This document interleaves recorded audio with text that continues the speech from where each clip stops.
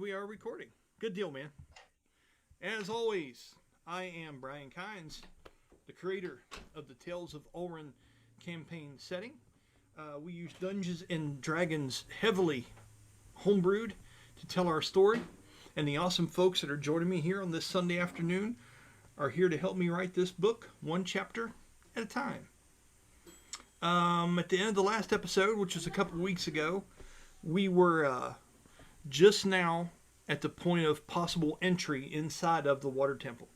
It's been a long time getting here, but there's been a lot of stuff go on. We've been trying to speed it up a bit over the last episode and this one, and it's been running really, really good. I've been having a good time with it.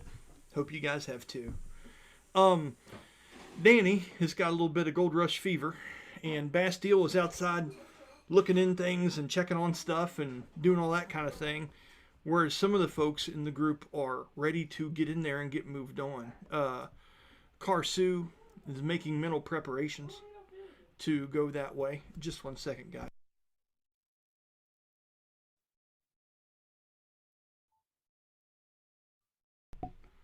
So Karsu is making preparations to go in this place. Silwyn's there, backing her up with moral support. Can't help it. You'll probably have to edit this out, but I can't help but imagine.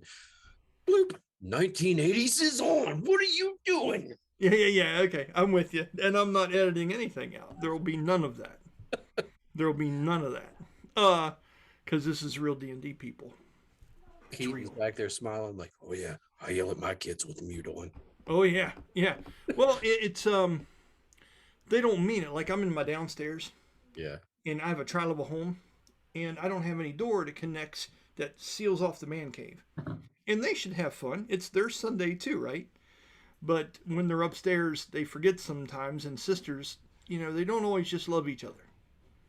Sometimes it gets real, and sometimes dad's got to say things to remind them. So at least they're not brothers. There you go. Yeah. Then they're just fist fighting down the hallway. Yeah, it's a lot quieter though.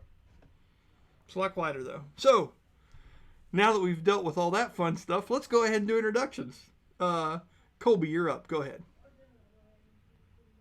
My name is Colby, and I'll be playing a barbarian / ranger with the name of Killtusk,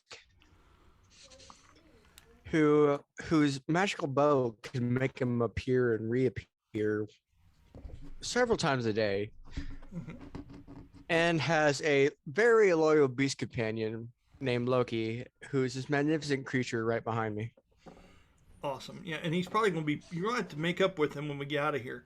Because didn't he just get left at Top Ridge outside before we headed down to this place, and he was like bitter.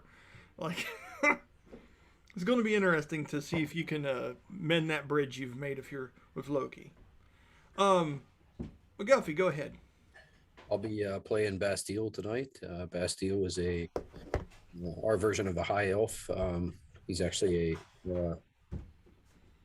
actually I can't remember what we ended up deciding after we decided. Veiled? Yeah, he's a veiled elf. So he's neither of the sun or the moon, and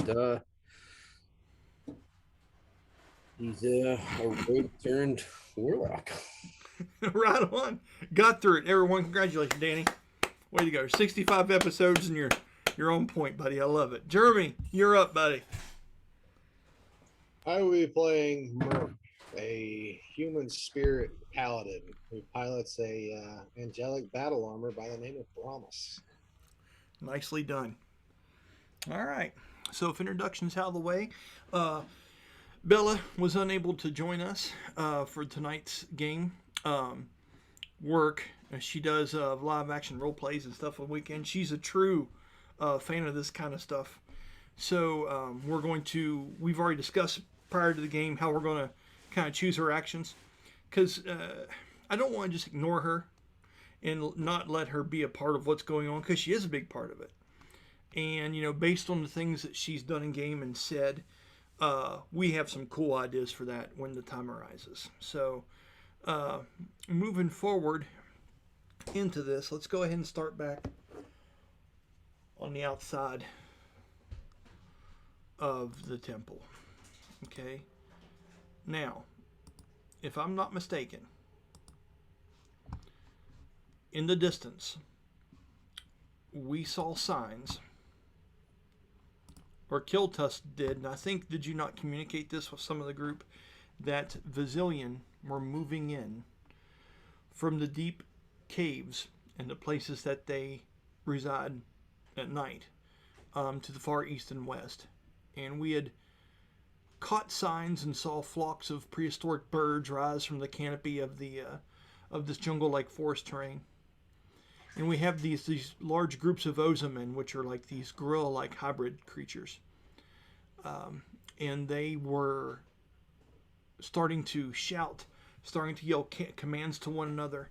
There's two great and mighty shaman that are with these ozamen, and they were departing and heading out into the woodline to meet these Vasilian head-on in combat. So time was getting cramped. You know, we've had some time, we've looked at some things, there's more things to look at. I mean, it's a whole outside of a damn temple. It's huge. On the map, it's like 500, 600 foot. It's stupid big. So, I've kind of painted a picture of the things that you guys have to deal with. In other words, I don't know how the best to put it, but all the variables that are either should I stay or should I go now, as I quote the song. Danny has got a bit of an itch, or I'm sorry, Bastille, I should say, and he has had some very interesting interactions with some large heads that are meant to depict a Takari warrior. And when I say Takari, those are the large leopard-like creatures that are a mix between a leopard and a displacer beast. Very muscled back, tentacles that come off of the face rather than on the top of the back. Almost an alpha version of displacer beasts. And as jaguar warriors in Mayan times had a jaguar mask and their head was within, these are Takari statue heads. What they truly depict is uncertain, as they look fairly godly, as most of the things around here do. You know, a lot of these things, there's been a bit of lost meaning in between the time when these lands were peaceful and people were carving these things, and between the time of them and Kiltusk fearing for his life. A lot of things have been lost in translation in that time. But in reaching inside of these large heads, into the mouth cavities, you've had success twice, if you want to call it a success. Double-edged blade would be the best way to put it. Danny found a very interesting item. And then, Dan, would you describe that real quick, please, for me? It is a tiger's eye necklace. Makes you see more pain and truth, is what he knows about it for now. Right, which is great, because that's how it should be, right? And then, I don't know who ended up with this item, but the second item that was found, Colby, would you describe to me what that one was, please, if you remember?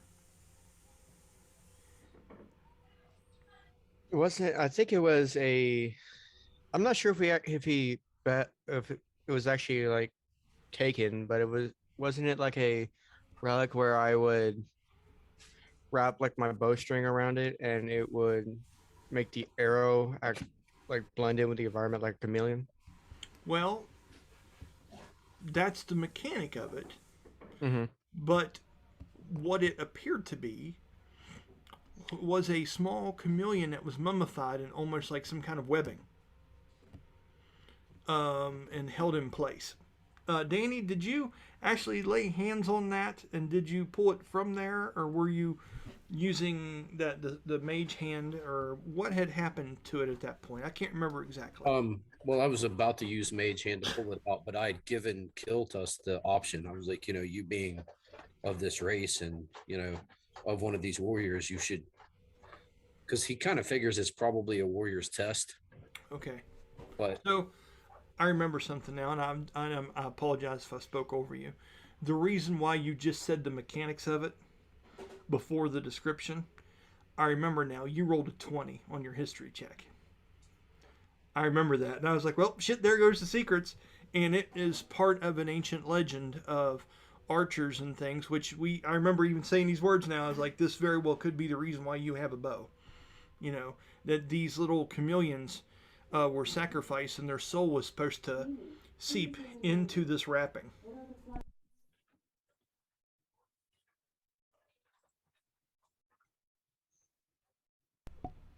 Okay, sorry about that. But you rolled natural 20. You know exactly what this item can do functionally. But as far as you would be concerned, Kiltusk, this is a small creature, a very mystical creature that can change its appearance to blend in with the surroundings just like a real chameleon does. And that effect transfers to the bowstring. You would be drooling over this thing. So when Danny offers you this item, and mind you, this is when we already know the Ozamen are running down the banks, shouting, growing in this tension that's building. Also, last thing I want to say was Brahmas was like standing by the door with Baraxel, which is the other Atladi warrior, Takari, barbarian style with bone claws and stuff like that. And you two are by the gate ready to get in here because we have a window of opportunity and you were wanting to get in. So let's go ahead and take it from that moment where Bastille offers you the option, Kiltusk. The urgency's coming. It would only take a moment to grab this. There's more to explore, but the heated sounds of battle and the Ozamen running down the east and west side of this place are growing in intensity. Karsu is ready. Sylvan's by her side. Shakoma is getting her chakrams ready and pulling them out from her side, and she's starting to climb up to the highest spot on the tower so she can see what's going on from a distance. Things are in motion. What do you do when Bastille gives you the option of taking this thing, Kiltusk?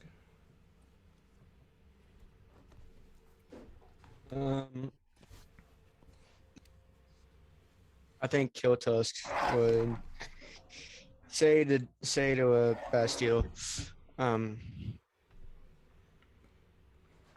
if you think we could grab it, but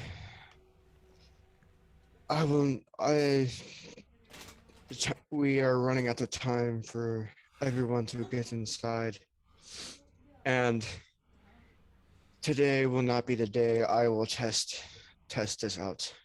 But if time allows and the gods allow, I will test it when we leave.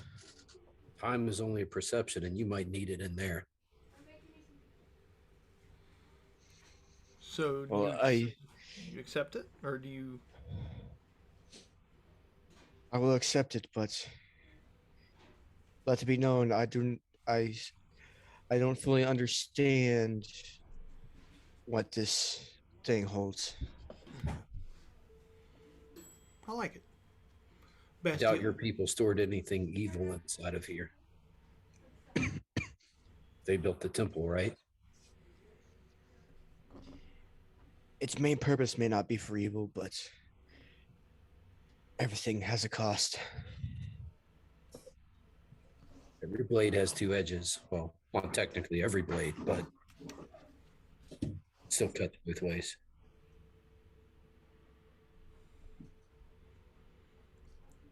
As you reach out to take the small mummified object, I would like for you to roll me a wisdom saving throw. Colby.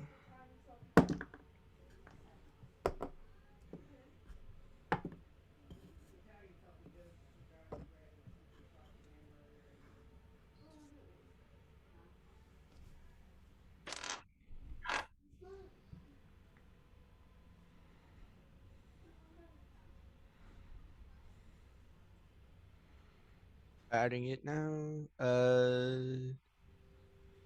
24. Really? Mm-hmm. That's good, sir. That helps things. Okay. So as you go to reach out your hand and touch this creature,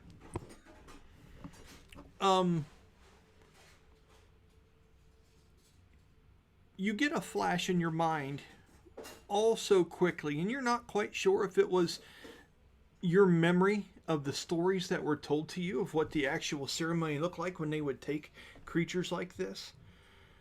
But for some reason, you remember an old man with no panacho on. And you can't quite place him, but he's looking to you like he's talking to you like you're looking through the young eyes of yourself. Okay? And for a moment, he's looking and he's wrapping this thing. You can hear the bindings rubbing on it, almost like someone grinding stone in a bowl. It's very amplified in your ears, and you can hear a chanting of your people. In the background, you can see a small box being crafted and enchantments being said and floating all throughout this place. And in just that moment, when you do, and Danny, he reaches out and touches this thing, the thing animates with a 24.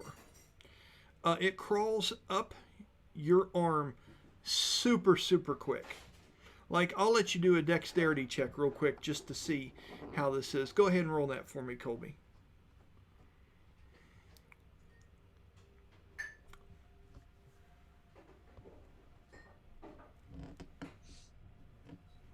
Uh, 25. Okay. So this thing goes to crawl, and you're not sure what its exact purpose was and stuff, but it seems like it's trying to hide itself. And the dog is awakened. And it seems like it's trying to hide itself on your body somewhere. Like it's trying to sneak somewhere on you and hide away. Let me see how it does. It does not beat your 25. Do you wish to try to grab it first, or do you want to let it do what it's meant to do? In that wisdom memory, you can remember touching one and you think it's a real memory, but you're just not sure. But you remember this thing crawling up and down your arm and around your back and stuff when you were young, and the old man going like this with his hands and holding them up as if to say, voila, it's vanished. What would you like to do in this moment?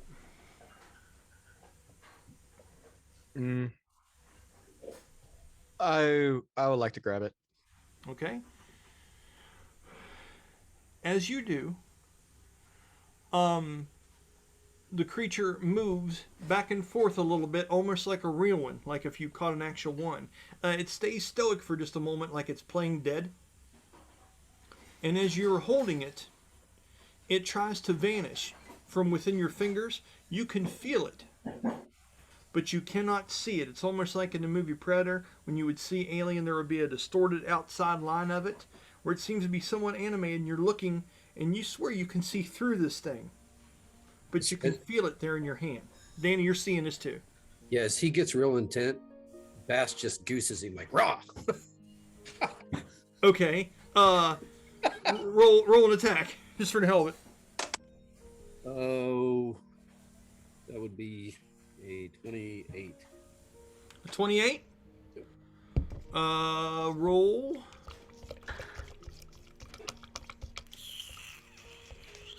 Roll another dexterity check for me. Kill Tusk.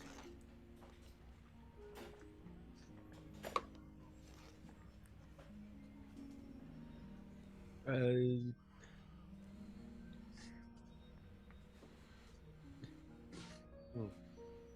19. Okay. You were so focused on holding this thing that Bastille startled you like crazy. And when he does, you feel your fingers touch together, and as you look back and stuff, and you look back in your hand, and this thing is gone. You're almost afraid for just a minute. Like, oh shit! You're almost afraid maybe you squeezed it and hurt it in this moment, but you don't believe that's what's happened. But with that bit of distraction from this elven from the mainlands, this chameleon seems to have disappeared somewhere, and you're not sure if it's on you, if it's off you, what the deal is. Okay. What are you doing? At this point, Bast, yeah, I rolled a composure check. He's not doing so well. He's belly laughing. Like, Okay. oh my God. Yes. In that moment, as soon as you find that sound, you hear Shikoma yelling from the top of this place now that she's climbed up the statues and is starting to look out and over. She yells to Baraxel and yells, "You must hurry! They're coming!" And she holds her hand out like that, and as she does, she looks around into the sky for a minute and she grabs some kind of monster call from behind her back. This seems to be like some kind of, it's not exactly like a seashell, but it's almost, it's an elongated version of that. It seems to be half crafted and half seashell based.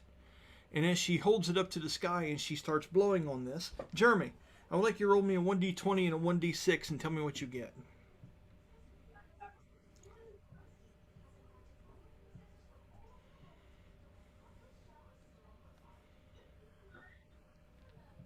$17. 17. Okay, that tells me things.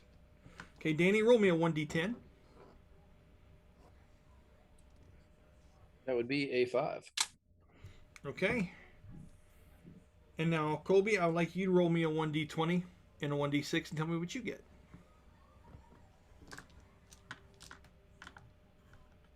And that went on the floor. Hold up. On the floor, man. Rookie. Yeah. Man, get you a box like the rest of us. God. Kids. No, I just overreached my tower and I get it.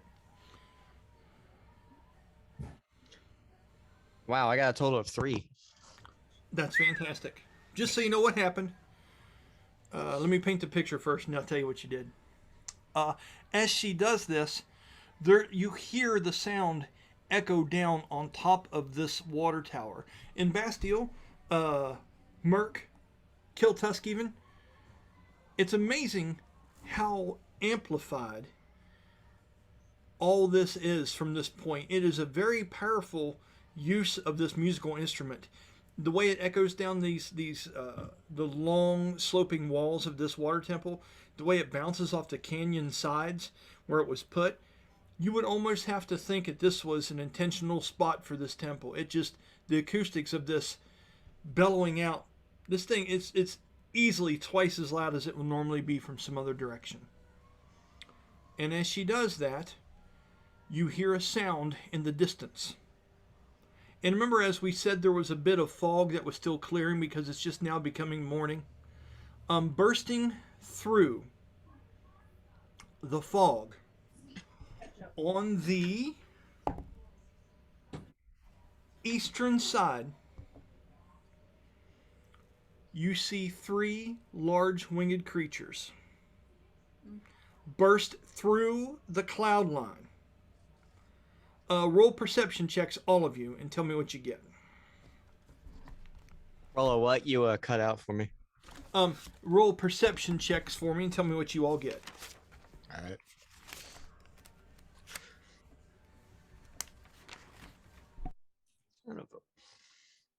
The 10. 19. So I heard 10. What else did I hear? 19. 19 for I got another 10. Okay, 10, 10, and 19. Okay, Jeremy, you just see these prehistoric creatures, and you have to, with a 10, that's figuring out what's going on around you. It's nothing special, but you get the idea that Shikoma has summoned these creatures to aid her. You've seen Kill Tusk use these monster calls before. She seems to be very proficient at it as these creatures come flying down through there. Whereas this draws your attention, Bastille, you see that they have riders. There are 3 people on top of these. Now, they're so far away that you cannot make out details. But there are people that seem to be tribal with things hanging off of them and blowing in the wind, and these things seem to have leads wrapped around them and are painted in He looks particular to Murph, ways. He goes, the last time somebody was riding on something avian, big bitch came. Let's get inside. Point made. Point made. As they bellow out, are you making for the door? Yeah, at this point, Bass would be, he don't want any part of that big thing. Okay. Yeah. Kill Tusk. Shakoma shouts this out at you.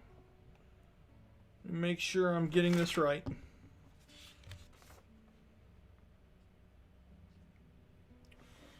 She yells down to you, Kill Tusk. Go with them. I'm trying to remember how to pronounce their names. Zaya and Tyr are here to help us. You must go now. You know who Zaya and Tyr are. Zaya and Tyr are two folks that are kind of in between the Morital, the more passive clerical-like religion of people, and they were people that train at Laddie how to work with animals. Okay? They're not exactly at Laddie warriors.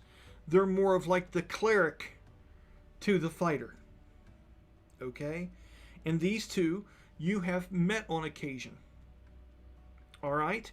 You know that Zaya is the sister of Rursi, the cleric that is back at the city. Okay? She looks like Selma Hayek. She has a large mop of hair that she keeps tied up. The left side is shaved with all kinds of runes and intricate markings where the right side would not be. And she always dresses in blue and gray like robes, like a mystic. She wears all kinds of heavy bracelets around her neck and around her wrists and around her feet. When she walks, she's like a walking chime. And you know, when he said Tyr, Tyr is a brother of a twin brother and sister. They ride these things, and these are almost like pterodactyls. Okay? When you look up, you can see that as they break through the clouds, Kill Tusk, as Danny is shouting this, like, let's go. You know, he says, last time we saw this shit's bad. They swoop down, almost like the Top Gun thing, where they're trying to stay just out of the range of the woodline, and as they come swooping down over through the trees, and you can hear literally and see the rain shake off of the trees and fall heavy as they part it, and there's bursting down and flying. They go flying past the top of the temple, almost doing like a flyby, another Top Gun reference, past Shakoma on the top as they screech and head out that direction as if they're going to help the Ozuman with the incoming hordes of Vizillion that are headed your way. This is a hopeful moment for you, Kill Tusk, but there is also a guttural fear of what this could bring if this is not done properly. This much commotion with flying things, if they don't stay low, and there's a lot of blood that comes on, you know the Quetzalcoatl may not be far behind. What do you do in this moment?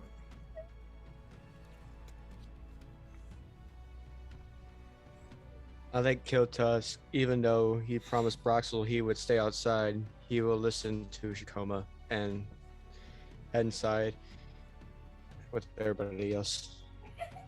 As you head inside the darkened large stone archway, Braxel just gives you a nod, and he takes the claws and rakes them down and stands and muscles up the front of his shoulders and looks down over the eastern side. This thing flew from east to west, so the pack of three are on the west side now. He's turning to face the east, and he takes a few steps out, and as he looks over his shoulder, and he goes, a warrior should always be with the Scion. I've had my chance before. Learn from my mistakes, Kill Tusk. Stay by her and let no harm come to her. And he's looking kind of over his shoulder. He's not looking you in the eye, but he's looking over his shoulder, and he just kind of stoically goes and stares out at the plane as he pulls the Jaguar hood back up, tightens it over top of his head, and prepares for whatever might make it up the wall. Bastille. You say those, and I'm so, I didn't mean to speak for you. Do you say some of those words out loud, like, "Hey, the last time this happened"? Yeah, last time we had something airborne, Quetzalcoatl came. Yeah. Okay. Brahmas, do you have anything you would be saying in that moment other than, and Kiltusk now moves past you to go into this place? No, he would be intent on watching out just to see what's coming. But if he's going to get to a point where he's got to go out and grab somebody to pull them in, he's going to. He's at that point. He's done. Right on. With that, let's go ahead and get rid of some of these NPCs and say what they're going to be doing in this moment. So, first, as you usher in that way, Silwyn looks towards you with nervous confidence, Brahmas, as she stares up into the eyes of the angelic construct. Standing alongside Mercy, Silwyn can't help but have the normal body motions as if she's trying to help someone that can't see very well.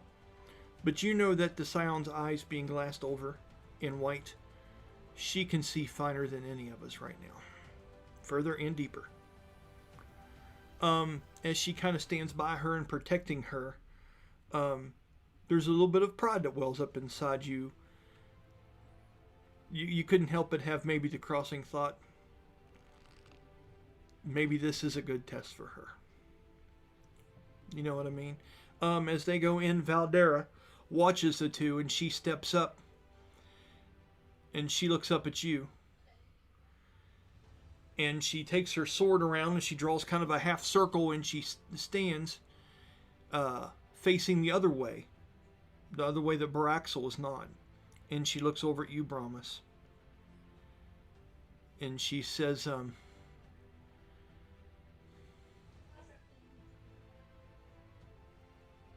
we can't make any money if he doesn't come back with me.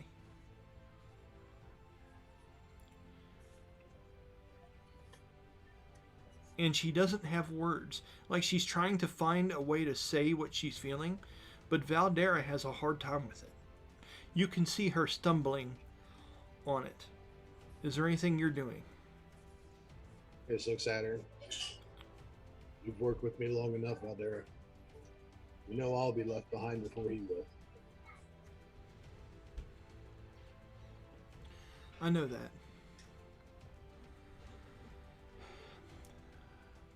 I just hope I can keep these fucking people alive long enough to gain something from all this. Not just a knowledge, but whatever you find in there. Merc. It doesn't define you. You get that, right? I know. If I looked and judged myself from the memories of every time I went into a bar, I would never go in one again, but that's not going to happen. She goes, I'll see you all. Don't let anyone die, all right? Try my best. She gives you a nervous nod and turns around, and you can see the hair starting to stand up on the back of her neck a little bit. She's starting to tense up, and you can see her trap muscles starting to firm up as she affixes that big chimera head on the side of her shoulder and gets it in place and stuff, and takes that cloak and throws it back over the other shoulder and gets that sword ready. And she starts saying something, Danny, that's strange. And she starts drawing a shape on the ground with the tip of her blade. Okay? It would be very interesting for you to see her doing that, because you knew she was trying to stray from that. This is from the Demas' era. And it seems as if she's taking the bull by the horns here in this moment. Okay? Celine, all of a sudden makes her way up to the top beside Shikoma, and she starts loading up her crossbow as she shifts from being a Vasilian back into her in-between type form. Okay, which you guys have seen on the wallpaper that flashes through here quite a bit. She goes, darlings, you're on the clock, so try not to make us wait forever, shall you not? Bass smirks at Valdera and he goes, hey, make sure they're all dead out here so when I come back we can get some more of that stuff to sell to Vander. And he winks, and just like she would kind of see that like going into this has kind of got him excited like he was before he got so serious about everything. For a moment, he's not as driven. He's just thinking about the adventure. Okay, cool. Cool. I think looking around and seeing that stuff has probably got him excited about being here instead of just the next step. Makes sense. All right, is there any other business you guys would like to take care of before I go ahead and walk you through this open doorway into the interior of the Temple of Yota? All right, then with that, you've went to the top, but now the stairs lead down into the belly of this thing. And as you walk in, it's automatically cooler in here, as there is almost this weird empty sound that floods your ears, almost like when it's complete silent and little things will play tricks on you a little bit. It's chilled, it's cold. And inside of this place, the wind and things seem to be amplified somehow. But yet there is still a deeper silence, whereas just the breathing of everyone, the simple movement of Brahmas's gears, Kiltusk and the sound of his panacho and stuff rubbing against the stone wall seems to be amplified in this place, as if you're in a hall of echoes, and it goes down for quite a ways. As you're headed that direction, I'm going to go ahead and I'm going to switch over to a map.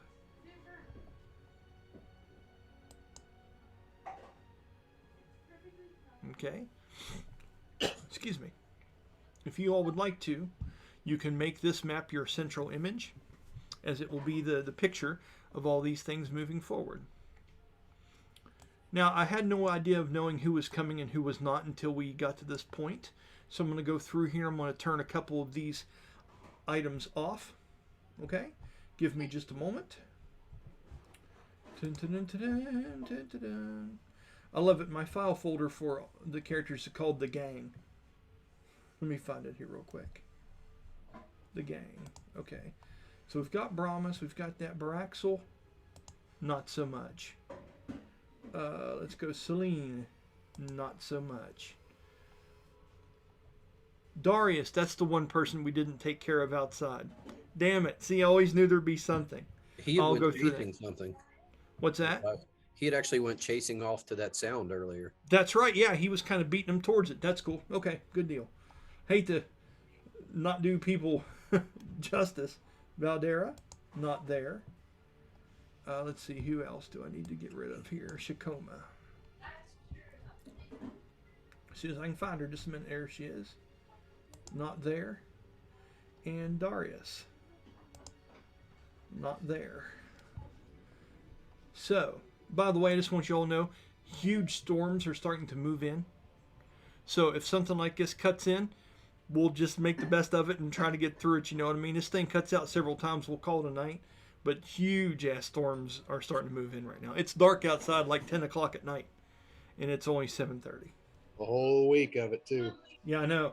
And I've got people that's got stuff at work that has to be done. So let's go ahead and move. Let's talk about a marching order, everybody. So, you know, and it's hard to do this in a group session, so I'll leave it to you three. Okay, the one thing I'll do that you do not control is Karsu is going to be here, and I'm going to say that Silouan is going to be by her left side. Okay, that's what we know for certain. Okay, what about you three? Where would you like to be? Where would you like to be positioned around those two? Start with Brahmas. I think given what Brahmas is aware of with this place, he's going to take point. Okay. By 5, 10, 15 foot, what are you thinking? Yeah, he's probably going to keep at least a 10-foot lead in front of everybody. Okay. Put you about right there then, boss. Bastille. Now, if you guys want to have a chat and you're like, no, I should be in the lead because I pick doors and I watch for traps, you can be beside him. You guys can butt heads for position, whatever you'd like to do here. Where would you like to go, sir? I would actually move up beside him and ask him how far and how well he can see.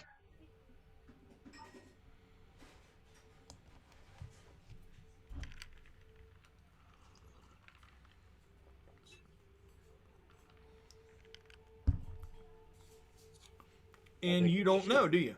He's just got the standard division. I don't think he's got. You have not found the headlight switch for Brahmas yet.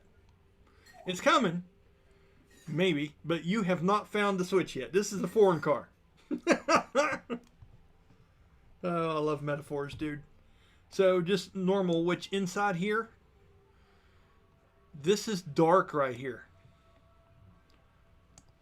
This is a very dark area. There's very little light shining in from behind us. You can't. It's not like you can see your hand in front of your face. But as you guys descend, the light that's shining off of the blocks above you guys is getting weaker and weaker. So you might be able to see out 5 foot in front of you right now, but you're kind of feeling in nothing right now.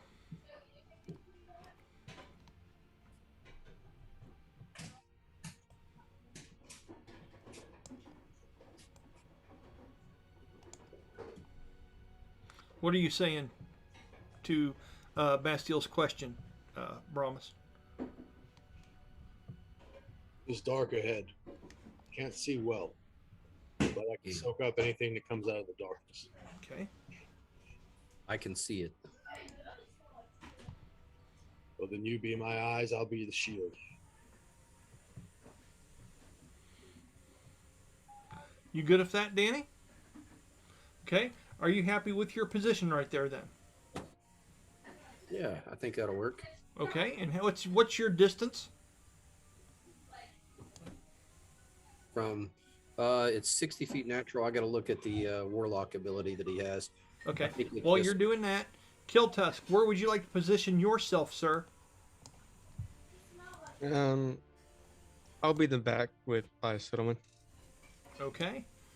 And 5, 10 foot, what are you thinking? 5. All right. That'll work actually right there where you're at. Okay. 120 feet. Normally in darkness, both magical and non-magical, to a distance of 120 feet. Okay. And with that, he for theatrics, his eyes have got runes for pupils now. It's pretty sweet. As you look down ahead of this, you see a large stone door at the bottom of this. It's about 60 foot or so on down the corridor. It seems to look like their type of artwork. Like you saw stuff like this carved in the stones that were outside of the hunting lodge. You saw stuff like this painted on the walls inside of that lodge as well.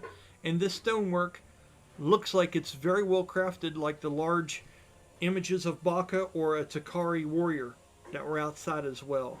It seems to be blocking the passageway to move forward, but there is a large stone door there. You see it ahead.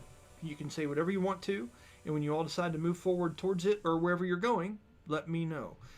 Okay? That's what you see, Danny. There's a door ahead of us. I'm going to move up and inspect it. Is anyone following him, or are you going alone, McGuffey? It's up to them. I imagine it's going to be a whole lot of Brahmas moving forward with Bast on his heels. Okay. Okay. Kind of more or less, if something comes flying out of the darkness, Bast to be able to kind of duck behind Brahmas. Okay. Are you all moving with stealth or just moving? Now listen. Get a feel for this, because I'm not trying to make every one of these steps a death trap, understand?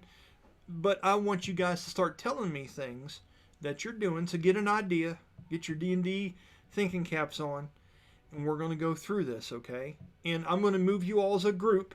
What's great about these files is when I do this, I can move you all as a group. Well, I can't now because I've deleted some. Let me do some things here real quick. Promise will be attempting to step as lightly as possible. Yeah, that's great. Okay. What Just about so- you, oh, Bastille? Are you moving with stealth, or are you just getting after it?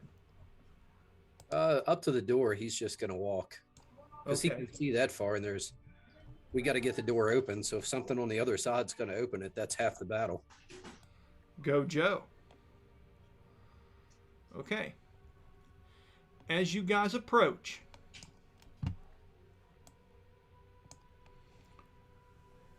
I'm going to paint a scene here. Now, when I say I'm going to paint a scene, that means that this map is still valid, but there are going to be things moving that I'm not going to represent every single time, okay?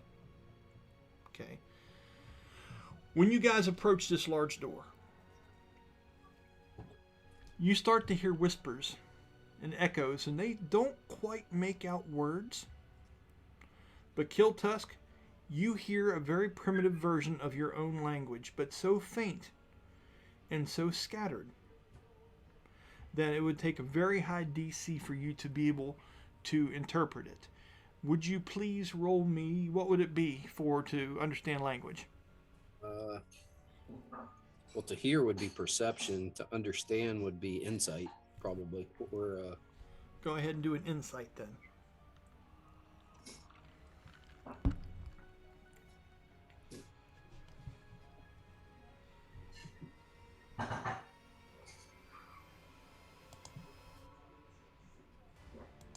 $23. You hear a faint. You hear a very faint voice that seems to be whispering. And it sounds like this.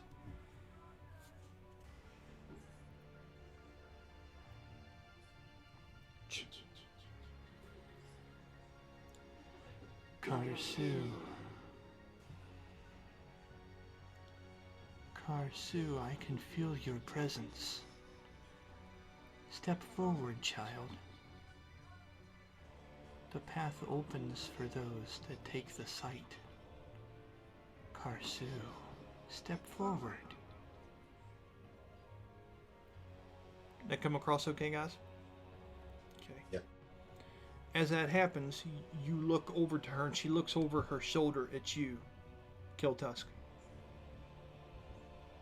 As Karsu steps forward, an image comes into view in front of her. And it looks like this.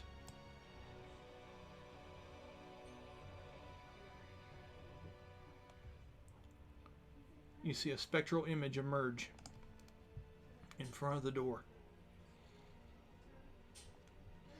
You can still see the details of the wall behind her. It seems to have a tall, beautiful, elegant look to it, as it is dressed in a ornate, somewhat part of a breastplate that seems to look just like the Terrachua, or as we know them, the Tarrasque. She has a large penacho that looks like it represents the feathers and plumage of the Quetzalcoat. A large, long, elegant spear, meant for accuracy, not destruction, is held fast in front of her as if she's guarding the doorway, and her eyes are illuminated in a very similar fashion to the way Karsu's are. In this moment, the two share a long look, and as Karsu stands up in front of her, Silowin stands back and gives a nervous look to Brahmas, her mouth agape, not finding words. She says, you can do it. You've got this. And that's Silowin talking to Karsu. As she steps forward, this tall, phantom-like spirit sits the staff or the spear to its side and kneels down and takes a long, elegant hand and brushes across the face just above the surface. You would almost fear that it would pass right through if she were to make actual contact. The face of this young scion as she looks up with a blank expression on her face. Is anyone doing anything in this moment? No. Okay. As she continues, she goes, you have, oh, maybe it's not turned up. Hey, let's try it again. You have grown, child. Why do you look so sad? Things must be dire for you to have came this far. What troubles you, daughter?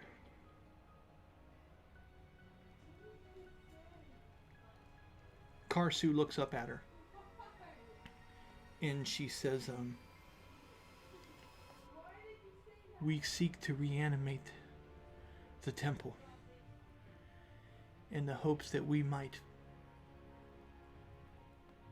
once again wield Vulcan. The Quetzalcoatl has came, and with it, the Volitan have brought forth again the even larger threat of the Terrachua. We need entrance into this place. We don't bring evil with us. Just a promise of something better. So you can rest, Mother.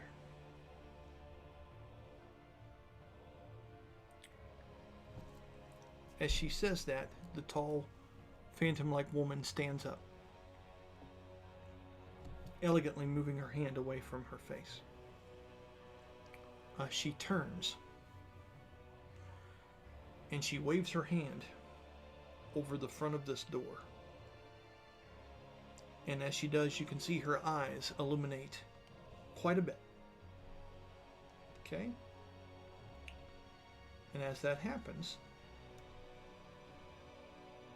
there's a couple things I need to do for graphics. Okay? Let's see if I'm doing this right. Just a minute. Here we go.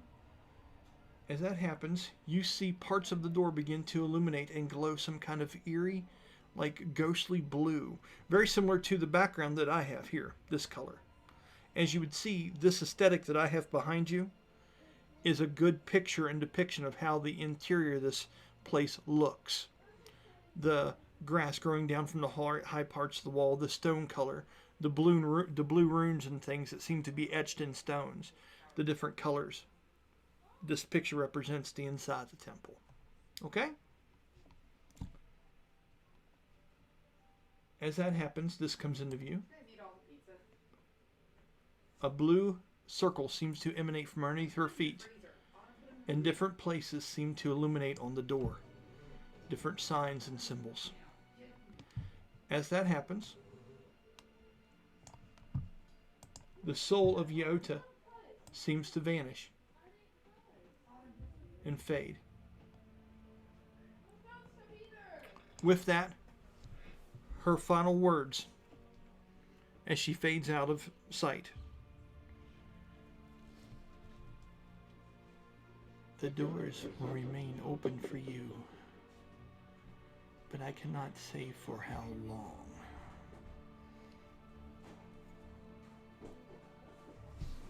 The voice almost gets a little bit sinister at the end, as if there's been a lot that this soul has been through, okay? There's a weird kind of edginess to it. You want to trust it. You have an idea that this is Yota. You've heard Baraxel talk about his failures in here, over the campfire and the conversations that different folks have had with him along the way. But there is also a very defensive tone to her voice. Think of that whatever you will, but it is definitely evident and definitely there. This place is sacred. It is not meant to be taken lightly. With that, the entrance rune fades. Kiltusk in the back, rolling a pretty decent perception. You hear things moving inside of the walls, as if there's a layer of stone, but there's some kind of workings, some kind of ancient, and what you have known it to be as Mechon, working behind the walls as chains and stone grind. You can hear gears turning, things that you've never been taught about, but you just only heard about in bedtime stories. Okay? As the door begins to move.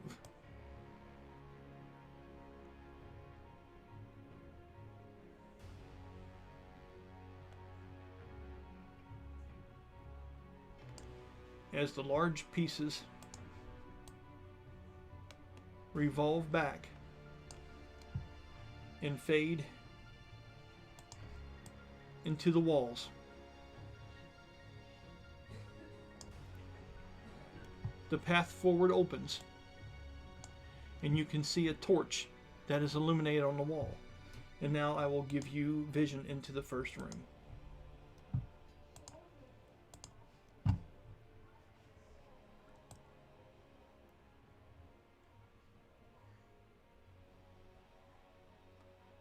The hallway is long and comes to an intersection at the top where it seems that there would be other rooms and decisions that need to be made for the group.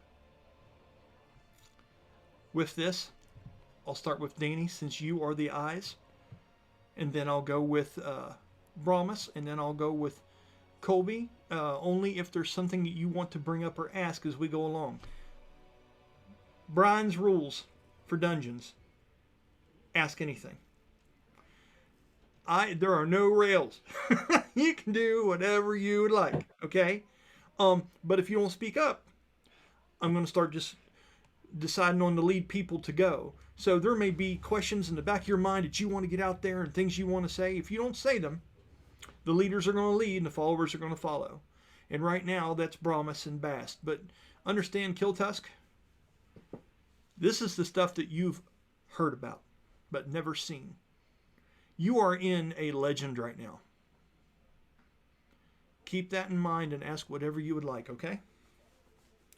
With that, Bastille, what are you doing after seeing the first spirit of Iota interact with, and you know, she calls her daughter, but you don't know if it was her mother, her grandmother, her great-grandmother, but you heard those words. You've heard what Baraxel said, that he lost Karsu's mother in this place. But this being seemed way older than that. Okay? Danny's going to see something for a moment. Jeremy, with that, do you have anything you would be saying? No, Merc could be pondering the entity that popped up in front of him. And just wondering more or less, because he doesn't know a whole lot about that whole story with Karsu. So he, as far as he knows, that's just an inhabitant of this place. Okay, And now he's got it in his mind. Is this a guide? Is this somebody who's going to cause us trouble? That's what he's got in his mind. okay. And mind you, it's hard to pick out and say, you know, what one person knows, another person knows. There's three of you. I didn't know. I thought that when they had that campfire where they were stepping in and out between the Ozaman, I thought Baraxel said these words out loud about his failure to her mother. I'm pretty sure he's talked about that in front of the group. He may have. I think around that time, though, is right when all that went down with Sylvan. I don't think Merc would have been focused on much of anything else. Okay, that works then. Okay, that's fair. As soon as Danny comes back, I don't know where he went, maybe the bathroom. I'll have him do an interaction and we will move forward. Kiltusk, since we have the moment, is there anything you're doing in this moment? Any kind of preparation? Anything at all that you're doing after seeing this?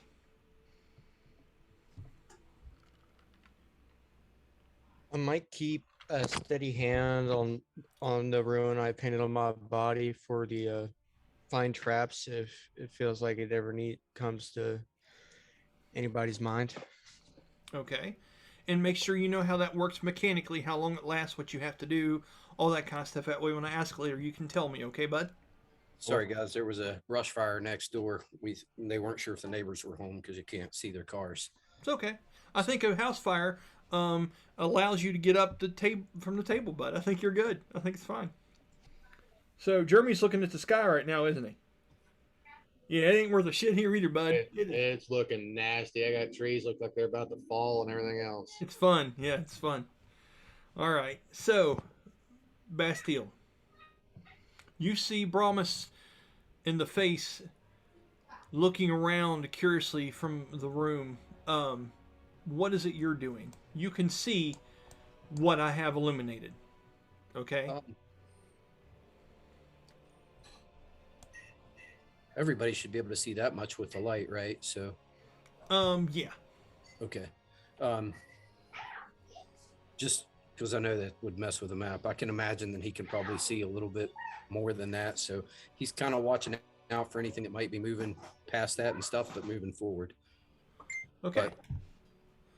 But, are you guys doing this stealthily, or are you just moving forward? Have you converted yet, Danny?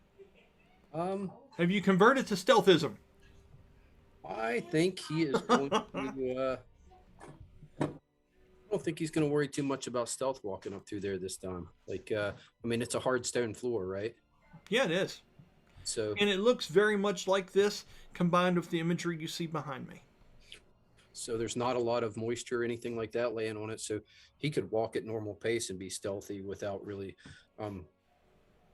Probably. I will say this for the moisture. There is. Okay. It is not called the water temple of Yeota for nothing.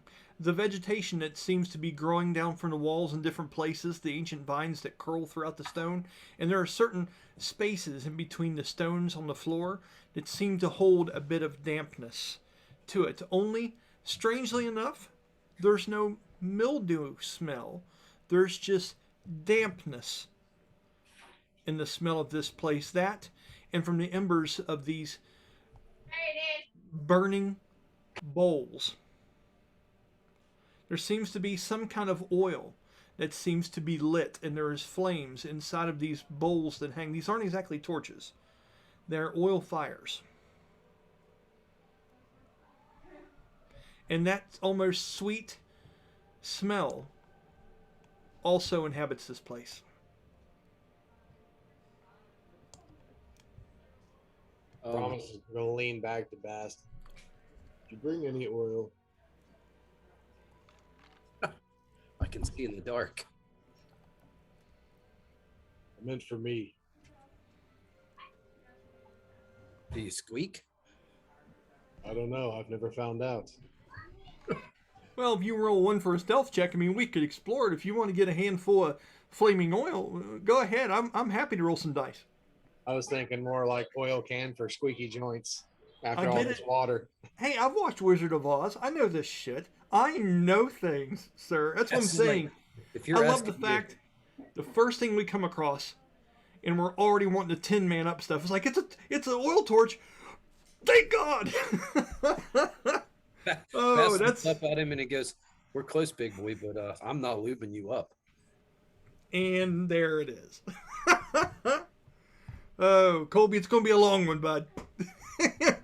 We're on our first obstacle, and we're talking about lubing, and we're talking about it's getting good. I already hear the Benny Hill music playing.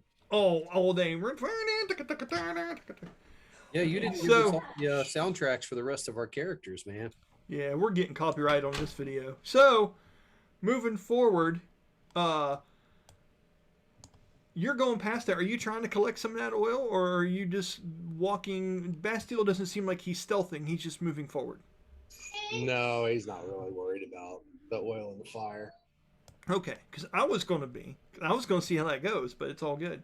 Danny, as you guys move along this way, nothing seems to happen where this is a flat plane that you are on currently. As you get further up here, the angles of the walls ahead make it to where you cannot see much into this room. But do you go ahead and peer over to this corner, or do you stop and want to dart across this way? I mean, you tell me what you want to do. He'd actually come up and peek around the corner. Okay, to the right? Yep. Okay, let me get out my handy dandy guidebook here, and we will see if that is B. Okay, just a minute. And as you do, sir, here's what you would see. Crap, missed A. Hey, shut that door on him for me. Thank you. Okay. As I'm fading it and opening up the room.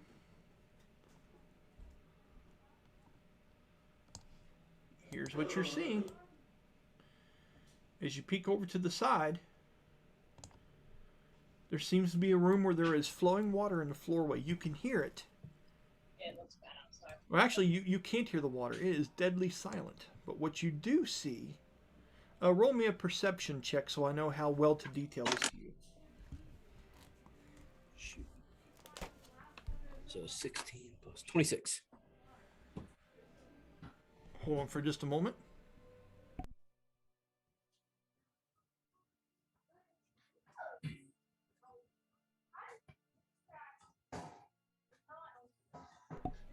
Okay. They're in an exciting moment in some Disney movie upstairs. The music's like, "Sha-da-da-da-da." It's like, no, not the moment. Okay. So, you see what looks like some kind of ancient totem of some kind. Bastille. I'll describe it to you because you're the one that sees it. Okay? It is in the middle of what looks like some kind of ivory looking stone. I mean, when you look at this, you know how hard ivory is to come across. But you also know that there's a whole bunch of dinosaur bones around this entire place. You don't know what this is made of, but it's a very bright, very ornately carved rock that this totem stands on top of. Okay, now what was your roll again?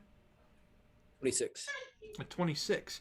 You can also see that it holds a bowl in its hands. Okay? The water is motionless. As you really can't see, I can't dark out this and this. But as you look forward, there seems to be another set of descending stairs that leads to a platform and another door at the end of the hallway to the right. What is it that you're doing?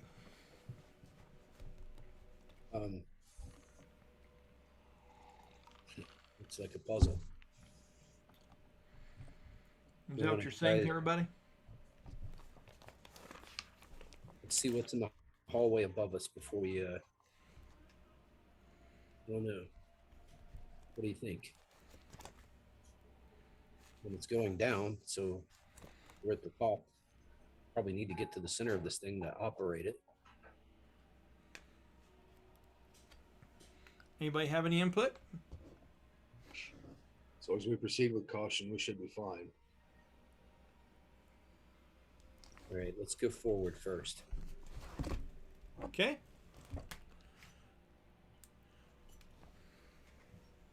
You feel it safe to walk past this entranceway as you look over to the right. As you move this way, just moving, just doing your thing.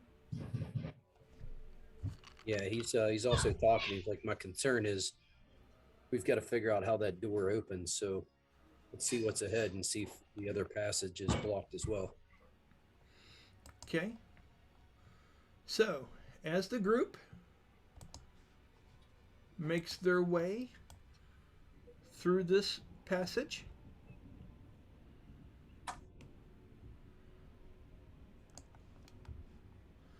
Danny, once you get up to this doorway right here, here's what you're able to see, bud. Just a minute.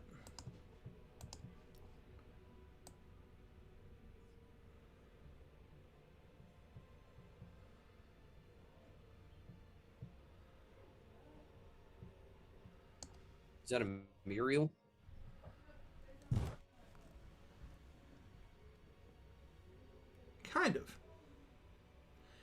It is a combination of those two things. Let me go ahead and explain to you what exactly it is. Just a moment. Just a minute, make sure I'm doing this right. Nope, just a minute. I'll find it in just a second, guys. Just a second. Okay. This is how this is going to go.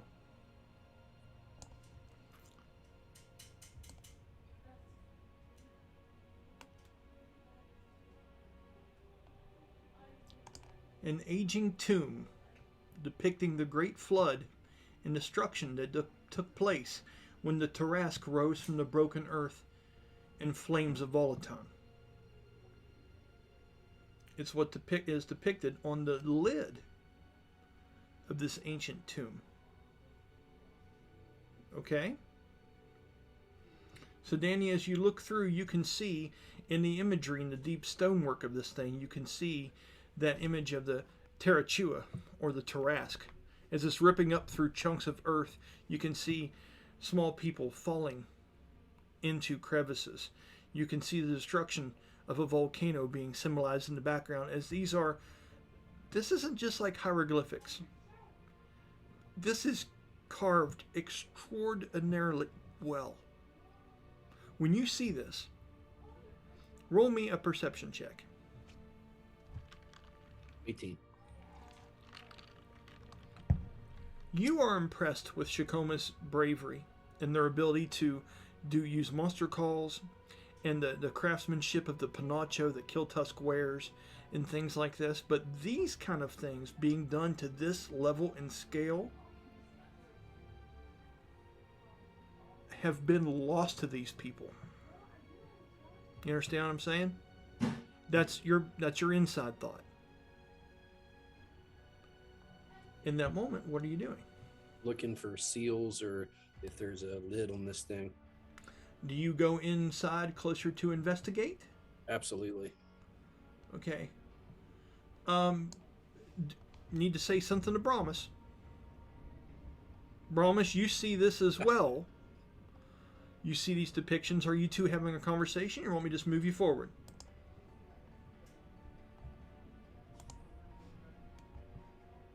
Has he relayed that to Brahmas? He just starts stepping forward, looking at it, as curious as he is. He would put his hand out on Bast's shoulder. Okay. You see.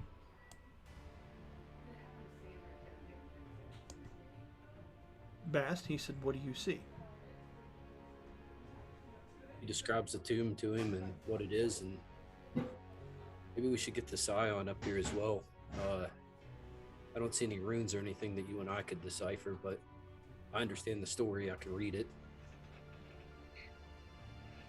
Being able to look into the room there, am I able to see light off to the left of it? Is that illuminated over there on the left side? Yes, you can see.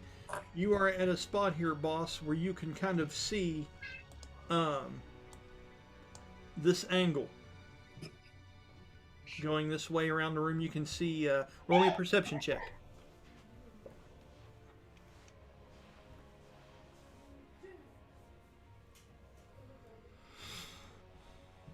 Love it.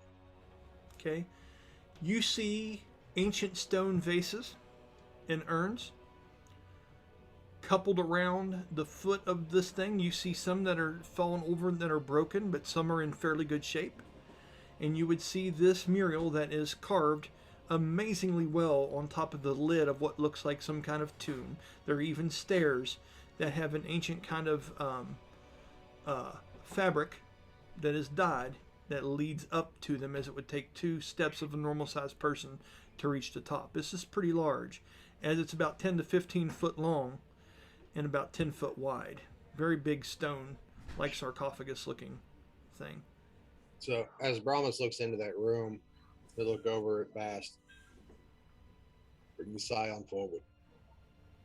I'll move Okay. around to the corner and watch out for anything coming through the way. Okay, so with that, how do you go about this? Are you going forward to watch the way as Brahmas stands for the scion, or how are you doing this? That's what I'm hearing, but I want to make sure.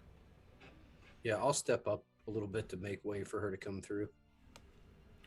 And is right there where you're stopping? No, he'll go all the way to the left. Okay. I'm pretty sure I can get back out of the room if I need to. Okay. As you step to here and you peer around the corner, something comes into view, Danny. And your heart stops for a minute. You don't know if it's your eyes playing tricks on you. You know, the devil's sight sometimes can let you see things that aren't natural, things that maybe you shouldn't be able to. There's darkness for a reason in the world. And sometimes you see things before they're ready to be seen. And this is no exception.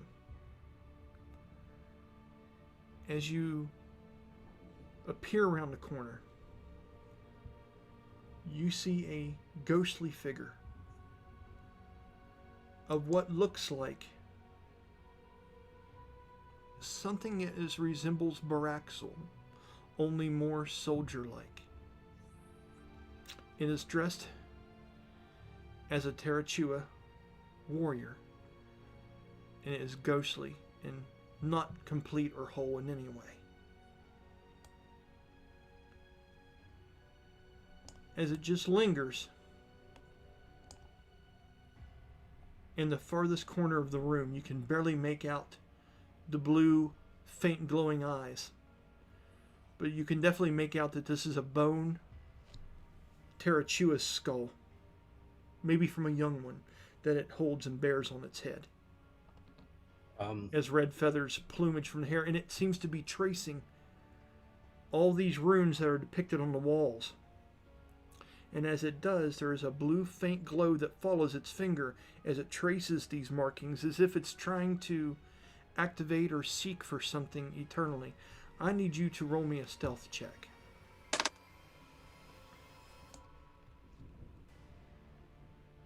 $29. A 29. Unless he rolls a natural 20, it would not even notice you. I thought I did for a minute. It's a 10. That one looked like a 2. I was like, gotcha!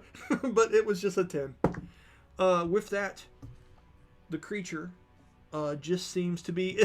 It's almost like the librarian at the beginning of Ghostbusters. It's just kind of... it's kind of doing its thing.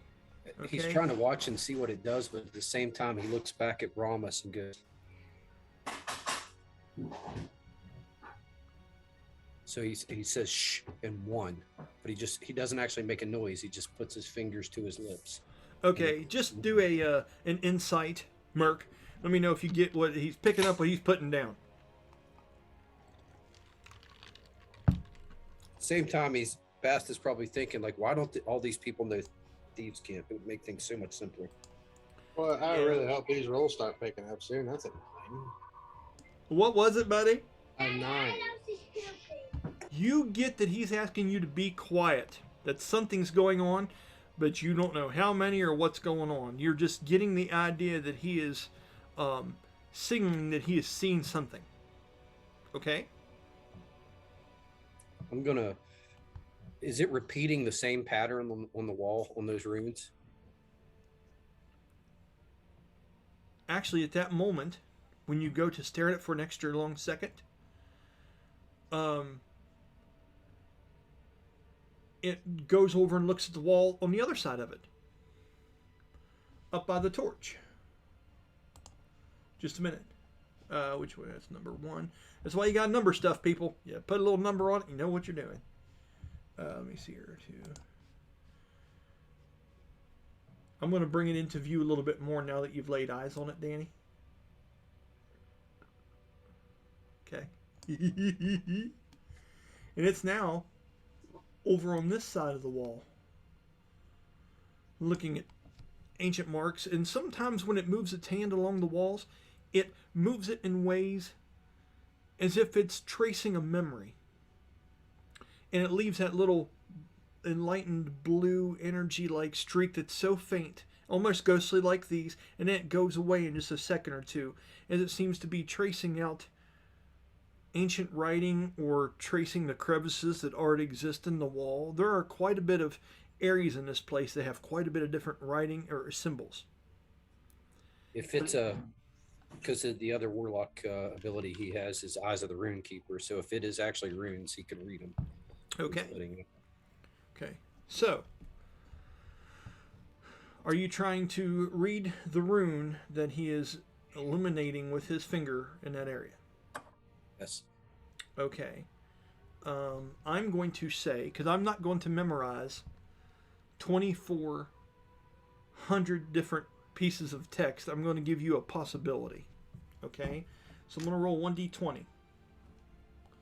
The higher I roll, the more informative this particular thing is. And let's use that mechanic going forward, okay?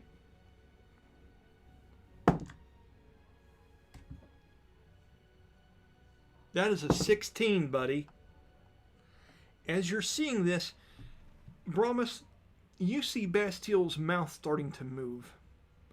Okay, so engulfed in this. Well, actually, maybe not. Do you continue into the room, or are you still standing on the outside, Jeremy? Well, he would have moved forward. You would have been enough around there for, to peek around the corner, right? Yeah. Yeah, he would have moved forward into the room, basically leaving enough room for Karsu to get through there. Okay. Oh my lord. Okay. Okay. I'm going to say that you see that Danny's tracing out words of his lips.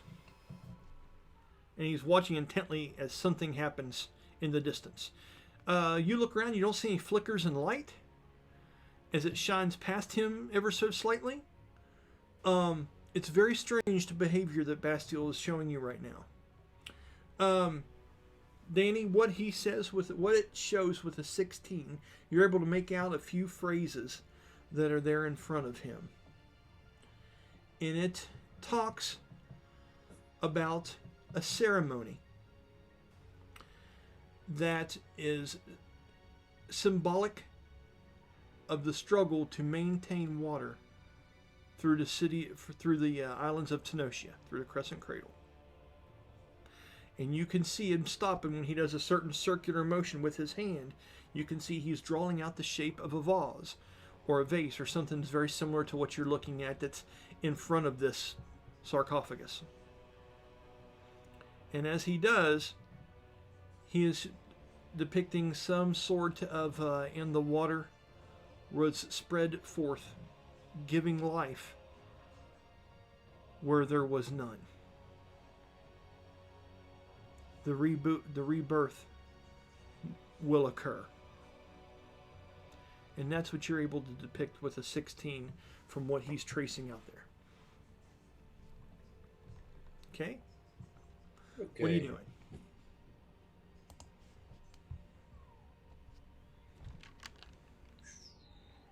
I think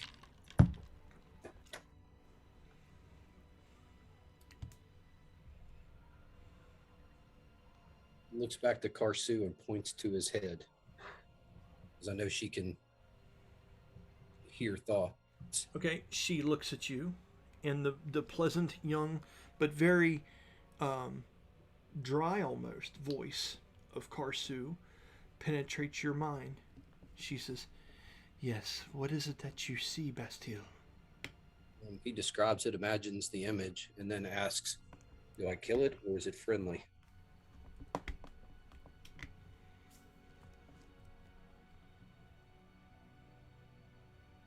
She closes her eyes, and you can see a bit of strain on her as she turns and looks in the direction of the creature through the walls, although she can't see it.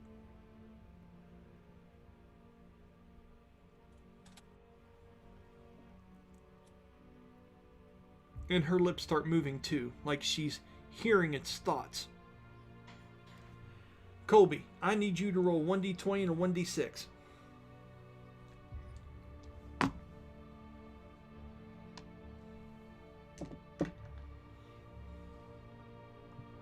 Uh, 9. A 9.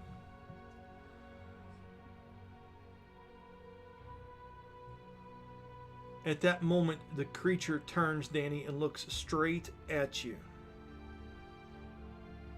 And you see her, and all of a sudden it's her real eyes for a minute.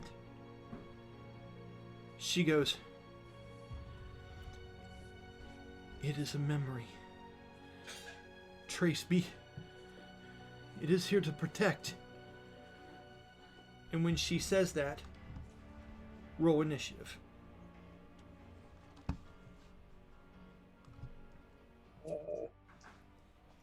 33. Okay. Bromus?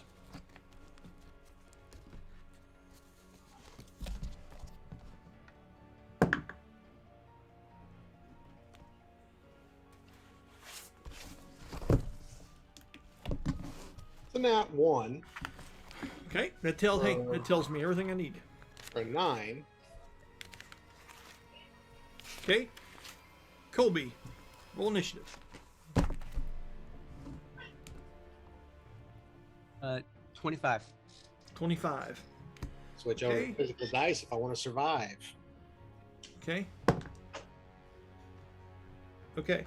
So here's going to be the order. It's going to be Danny. It's going to be Spirit. Colby. Silouan. And Bromus.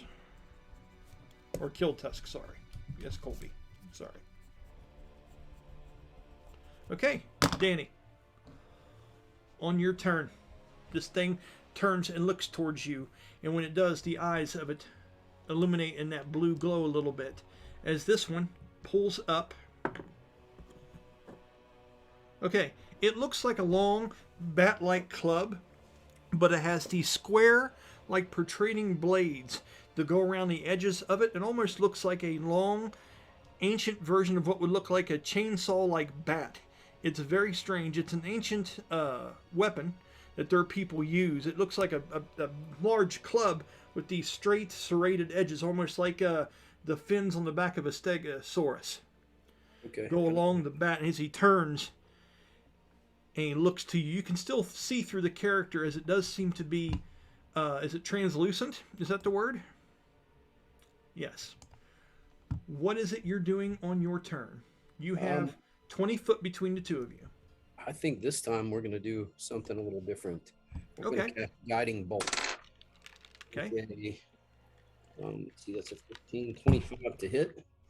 A 25 to hit does hit. All right, and that will do 5d6 at his level. Okay.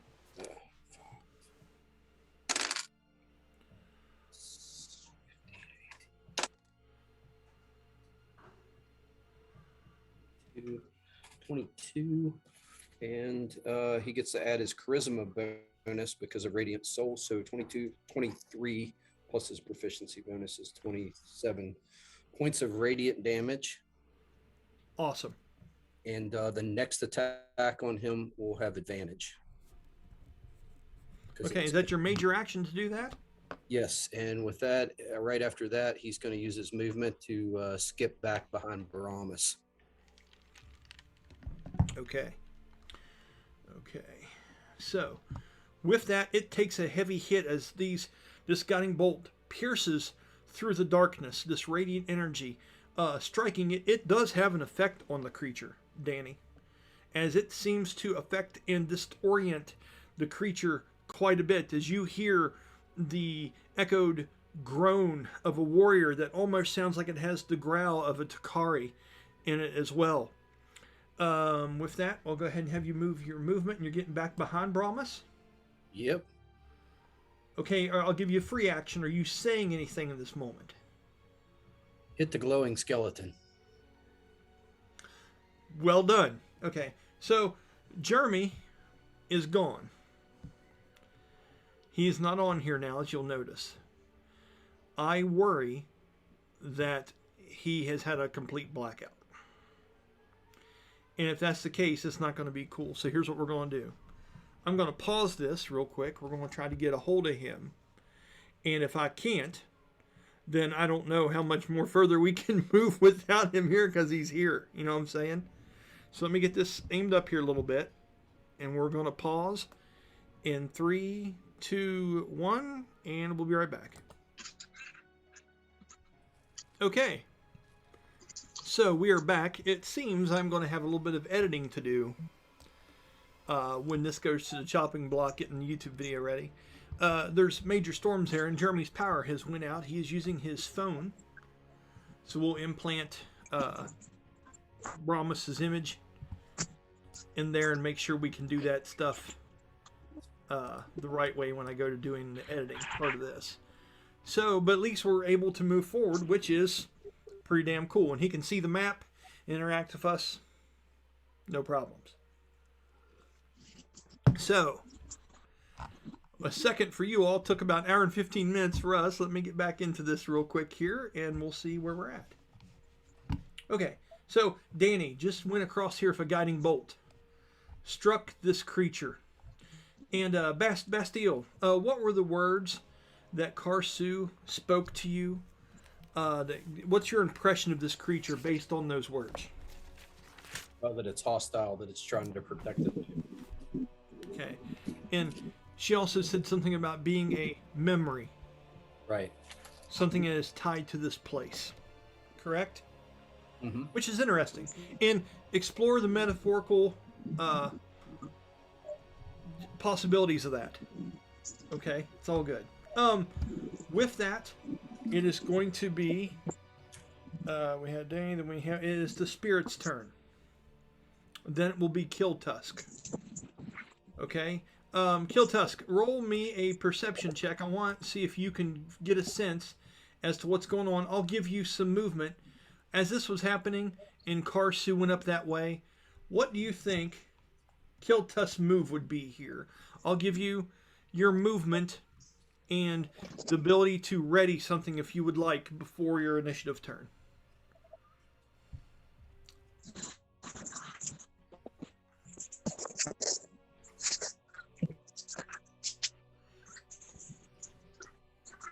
You said perception, right? Yep. All right.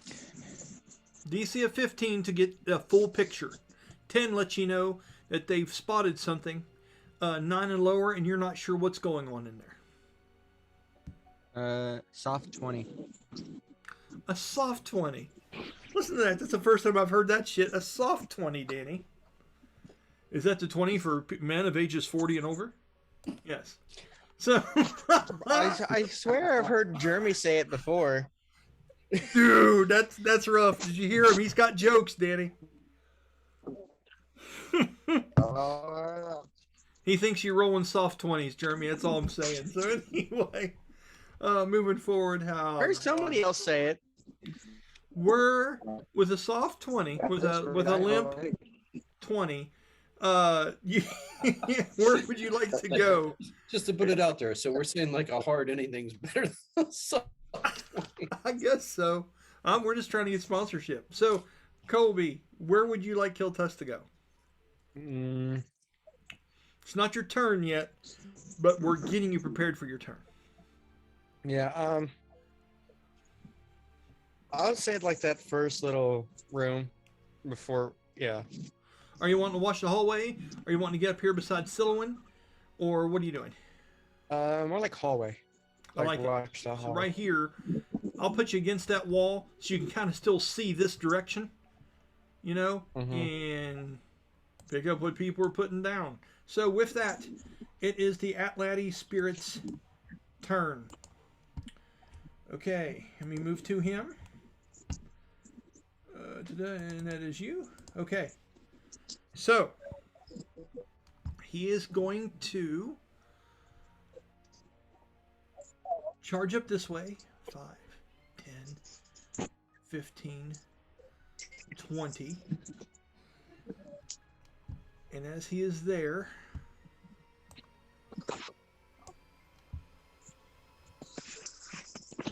he is going to pull back and he is going to do a lunging attack for his action. He's got 10 foot of movement in it.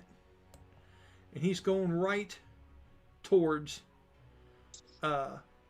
Bastille with this. He's going to move into Brahmas's area, but Brahmas hasn't rolled enough initiative to do anything. He has a reaction, but that would be all he could really, you understand how D&D works. You get an opportunity attack since he's moving through. He's moving into, he's not moving out of. He's not turning his back and going away. You know what I'm saying? Or exiting. So with that, that's going to be his movement. I'm going to come in, and as he raises this thing up, as he does, you see the face and the bone, like Takari Jaguar-esque mask deep beneath it. You see what looks like, it's almost frightful, Danny, but you've seen things that are unnatural. I won't have you roll for it, but this seems to be like a hollowed out spirit like ghost that is inhabiting this thing beyond the teeth of this mask. Empty eyes look at you as the mouth is grimaced with some kind of twisted look, as dried up skin, almost mummified, almost lich-like, would be what you see inside, and transparent. As it rolls. Okay, and then I rolled a 27. Doesn't hit. But there are other things to consider. For instance, what's your weapon defense?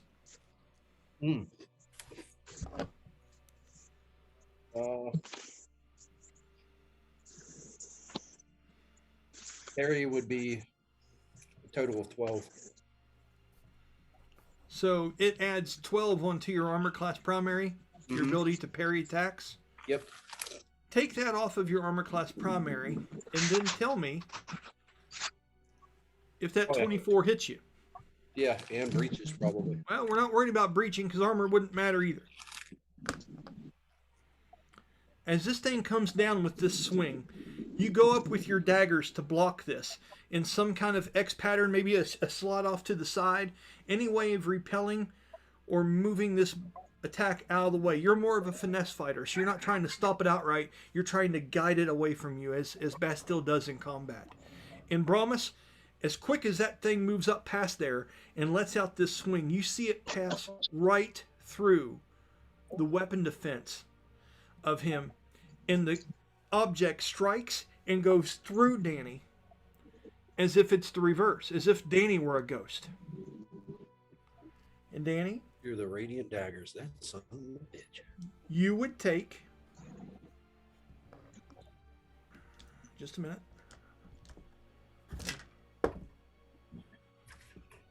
7 points of psychic damage. I don't like that. All right.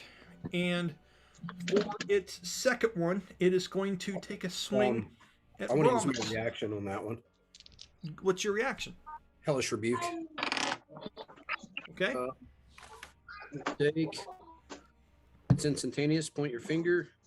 Damage you, and they're surrounded by. Must make a dex save, and my roll for DC would be.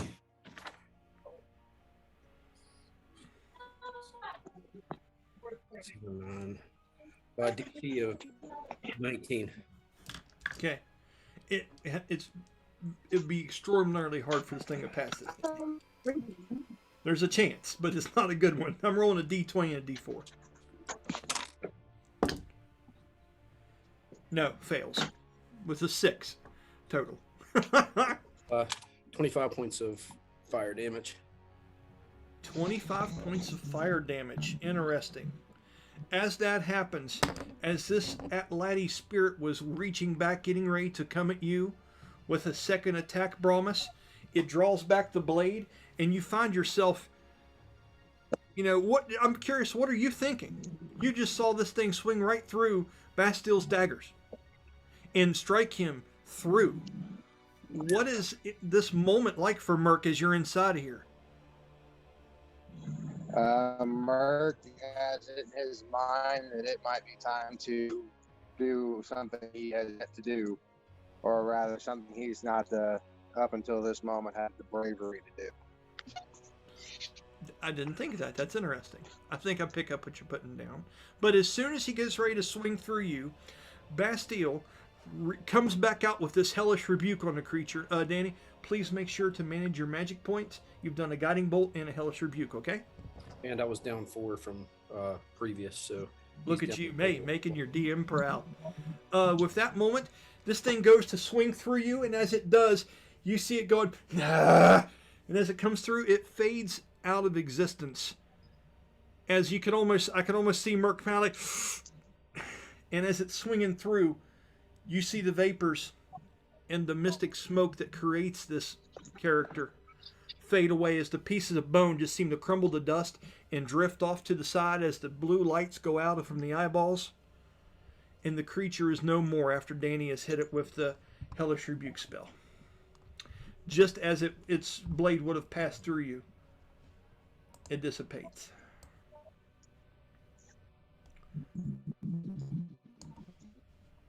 Kiltusk, you would have been next in the order. I will let you be the first one to react to everything on a wimpy 20. I'll let you be the first one to react here, and then we'll have a little scene. I'm out of this. You guys are in the room. You know what happened, and Jeremy is gone. So go ahead, Kiltusk. What's going on?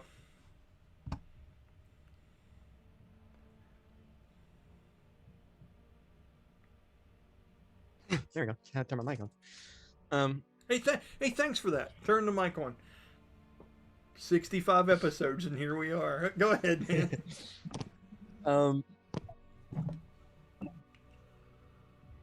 I think Kiltusk would be, now that we got nuts out of the way, I say we should keep moving forward. Because we don't know how they are doing outside, and we got to hurry. Okay. Those are your inner thoughts. What's your outer thoughts? Are you doing anything, or would you like me to move on? Something that would interact with the others or anything of that nature is what I'm looking for. And I do want you to tell me your inner thoughts too. I'm not discouraging against that. That's awesome. But and now that you've done that, embellish more and tell me how you interact with Silouan, for what they're saying, if there's any knowledge you have, wisdom, reaction, and then we'll move forward. That was actually what I was going to have Kiltusk actually do, like on the outside. And like say all that to everybody. Oh, okay. Good deal. That makes sense. All right. With that, Jeremy, do you have a reaction to this in this moment? I'll give you guys a couple lines here, and then it's up to you all. I am just the map. You tell me what you're looking at, what you're doing, and I'll pave the way. We're gonna need some of those vases, and we need to get this thing open.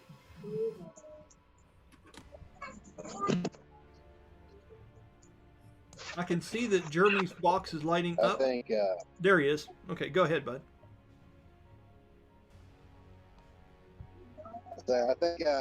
just in the reaction to that moment where Ghost was about to try to strike him, I think he was basically watching to see if he needed to make a quick leap to that portal. And once everything dissipated out, and he took a second to relax, calm down about it, being a little on edge, knowing that what could be in here. He's probably a little lost in thought, and Bass would probably have to say what he said a couple times before he's like, "Oh yeah."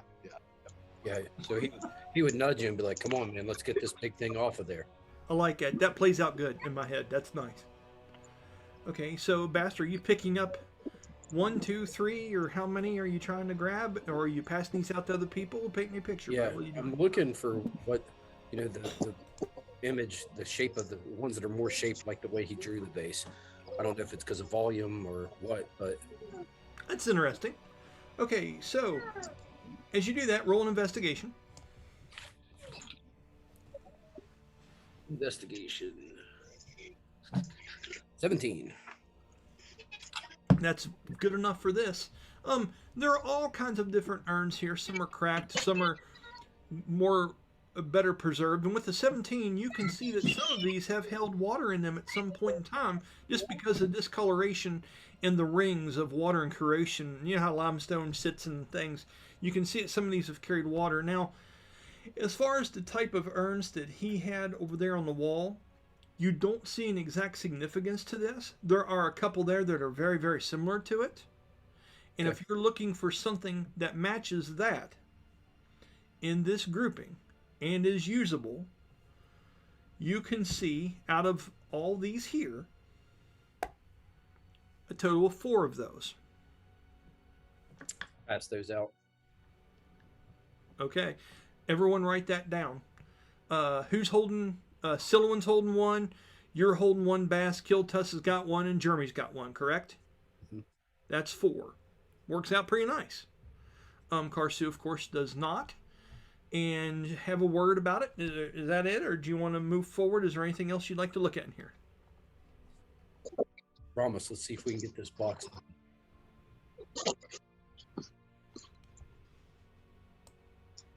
That You can certainly try. If that thing's body's here, let's burn it so it doesn't come back.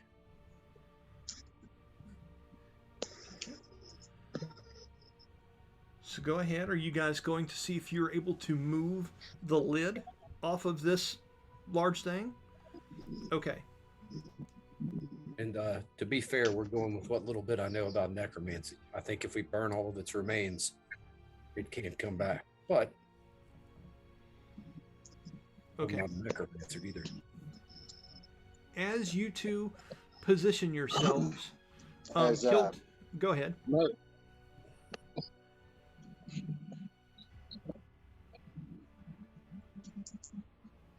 I was say, as Merc puts hands on it and gets ready to try to move it, she stops the thing. It's just, Karsu said that that entity was a defender. Did she not? And it sees us as a Sure, threat. it was hostile to us. But this is true. But even though we know we're not a threat, what's to say someone comes behind us who is? A snake I is would hate to natural. remove this temple's defenses. And the snake was A snake, it means no evil whatsoever, but I still don't let a poisonous one live. well, Interesting. And a dog that doesn't know its master and would bite it. I understand what you mean. This is true. But you yourself know someone who's called to a higher power even after death. Okay. They can't all turn out the same way. But in the end, they're all doing what they see fit. I don't think that thing wanted to be here. As you two are having this conversation, I've rolled some dice in the background. And Silwyn comes up and speaks up to you all on behalf of Karsu. As Kiltusk, you see Karsu whispering something to Silwyn as this conversation is taking place, as you two are positioning yourselves around this large tomb sarcophagus type box. She says something. Silwyn looks at you and says, Bastille, Merc, Karsu's not sure if it's wise to disturb the tomb.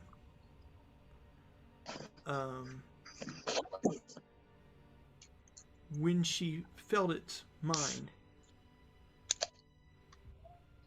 this is a memory inside of this place that replays and rebirths itself on every cycle. From what she understands, it would be a full day until this guardian would be back in place. So, I mean, if you want to spreads forth. take care of it, that's fine and all, but once something like that's gone, it's gone forever.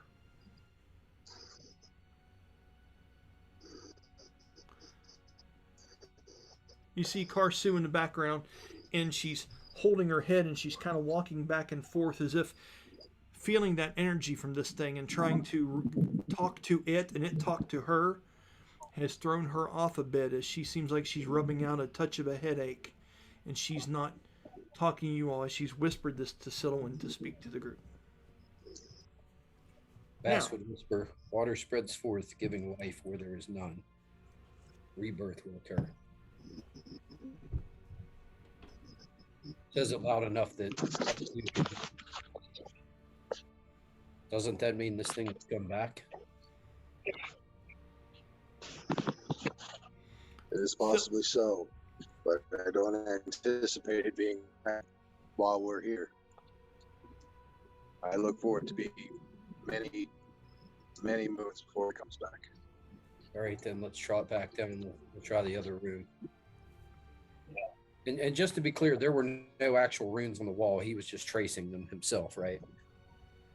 No, the parts that he traced are, some of them are damn near unintelligible, but with a really, really good roll, you were able to make out a certain spot where he was tracing things that existed on the wall. But he was illuminating them as he traced his finger over them. So without his illumination of that spot, you wouldn't have been able to piece together the broken language on the wall. Him tracing out that spot and it showing that phantom-like glow behind his finger for just that moment, a combination of a great roll and him being in that particular spot gave you some insight. Okay, so the runes are on the wall, but they're kind of broken. And mind you, that's just one spot, boss. There's rolls I'm doing that talks about how well it's on each wall, what you could possibly find. I have all of it mapped out. This is one room. Okay. Make sense? Yeah. Sweet. And do those runes, they look, angelic in nature, or just... With that check, it seems like it's heavily flavored in the way they would speak, but it's not exactly written that way. It sounds like they're kind of phrasing, but it does not seem like it is the symbols that you are super familiar with. Like, okay, for instance, when you're reading something in a foreign language, and it'll say something like blah, blah, blah, blah, blah, blah, blah, and then you'll see top hat, blah, blah, blah, blah, blah. You know, that's the word you know. As it was going through that, you were seeing earn, water. So that's the best I can explain it. Okay. There's comedy everywhere. There's comedy that can be found everywhere, people. Well, then, if with everybody being convinced we're not doing that, Bass would turn on his heel and start toward the other room. Okay. With that, let's make that happen in real. Okay. So, Kiltusk, as the group goes past you, you feel somewhat relieved that the tomb, particularly this one in here, roll me a history check, please. 15 tells you a little bit, 20 tells you a whole lot.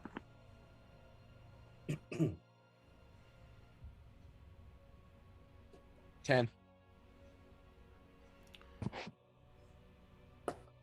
From the stories you remember,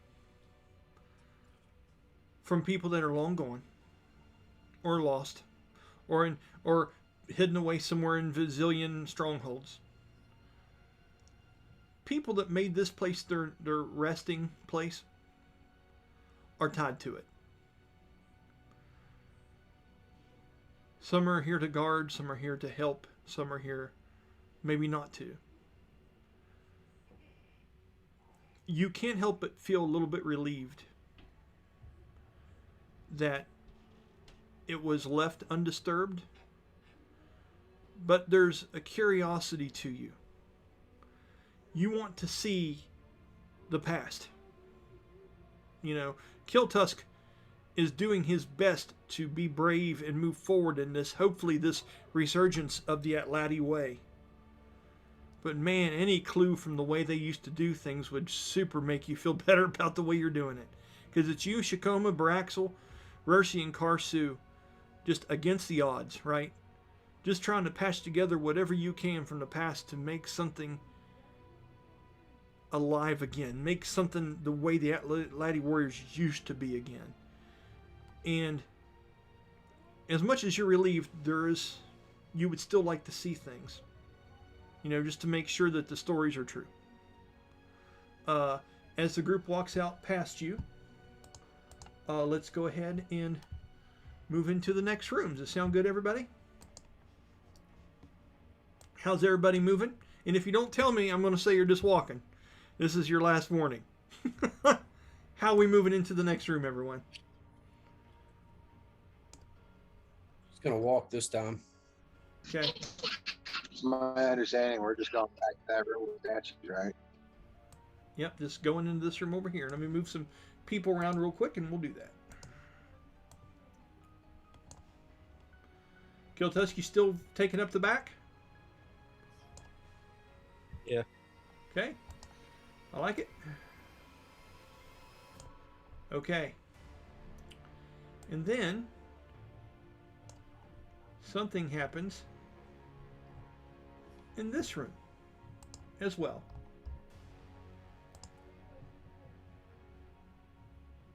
Just a minute.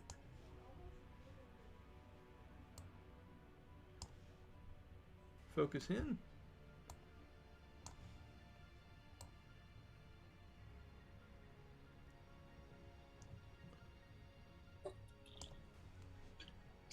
A pale white statue, carved from ivory and bone, stands within a circle of ancient Atladi writing. A faint glow emanates from the object, as the haunting whispers of a woman seem to circle throughout the chamber. Danny, since you're the one looking in here the furthest, what are you doing?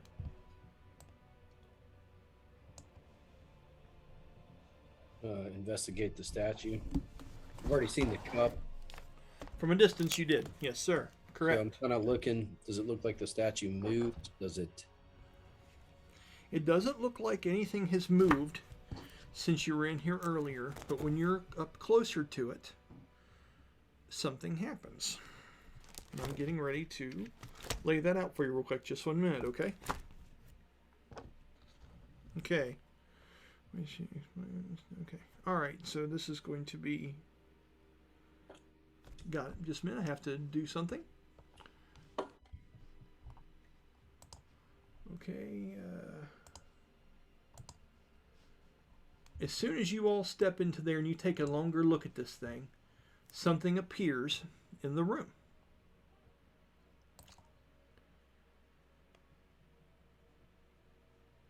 And make sure I'm on the right one. As once again, on the far side of the statue, the soul of Yaota comes into view as she stands in front of a large stone slab door. Okay.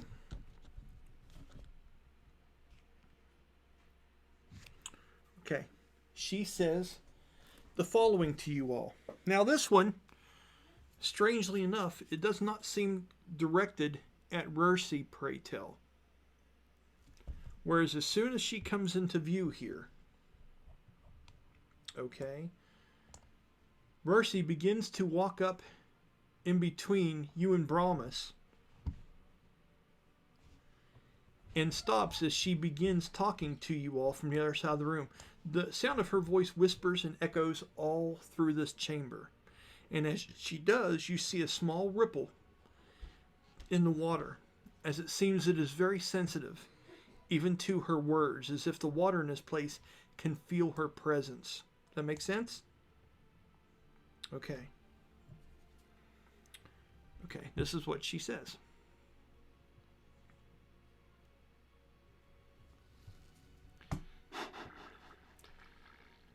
The water is lost.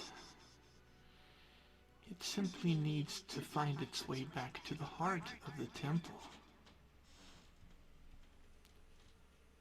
Help it along its way, and the path forward will open. Remember, every ivory totem carries with it a great gift. Be careful, Atlati warriors.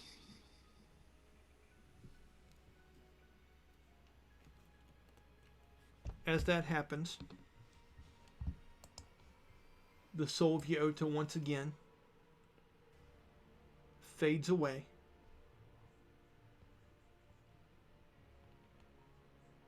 And as it does, you are left in this room. Now, Danny, you've done a pretty decent investigation. You can see that there was an empty bowl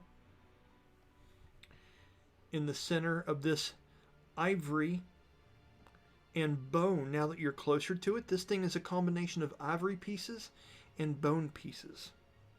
And it looks not like the other warriors in this place. Kill Tusk, do a perception check.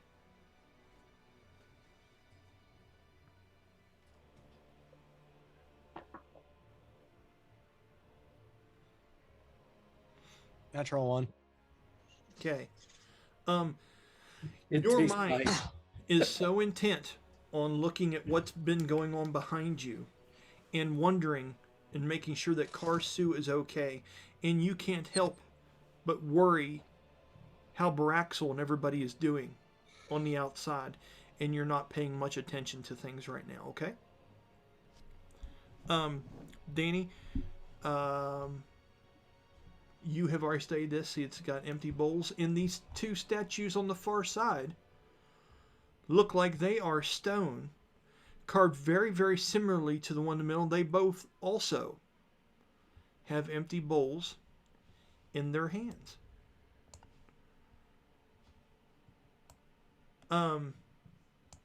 What is it the group is doing? I'll let you talk amongst yourselves, and I will answer questions. Guys, that thing talked about moving water. It drew the vases. This thing talked about moving water. What do you say we take the vases and we fill these 3 cups?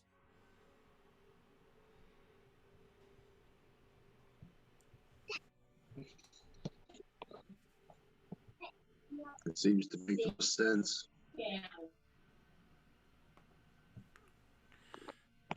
As you all are saying that, Karsu, natural one, she still seems to be distraught from her interaction looking into the mind of that creature. And she does not seem to be very much help right now as Silowin looks to her and looks back to the rest of you and has her hand on her shoulder and is kind of shaking her head like she's still not ready, but she'll be fine. She'll be fine. Kiltusk, do you have anything to say in this moment? And then we're going to move forward.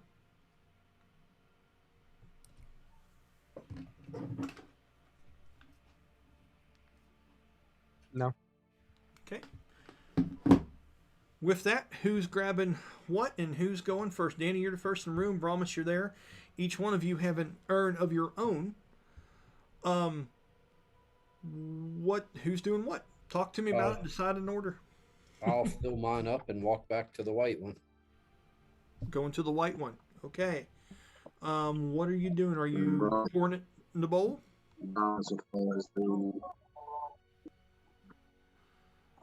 Okay, and where are you headed to, Brahmas? Straight to the next empty bowl.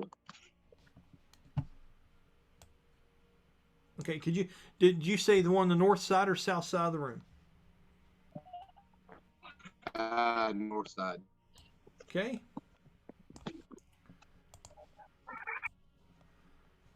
Huh. I am stealthy. Yeah, you are. He hides because of layering issues. Kobe, you are not doing anything at the moment. Bast. When you pour the water into this statue in the middle, a couple things happen.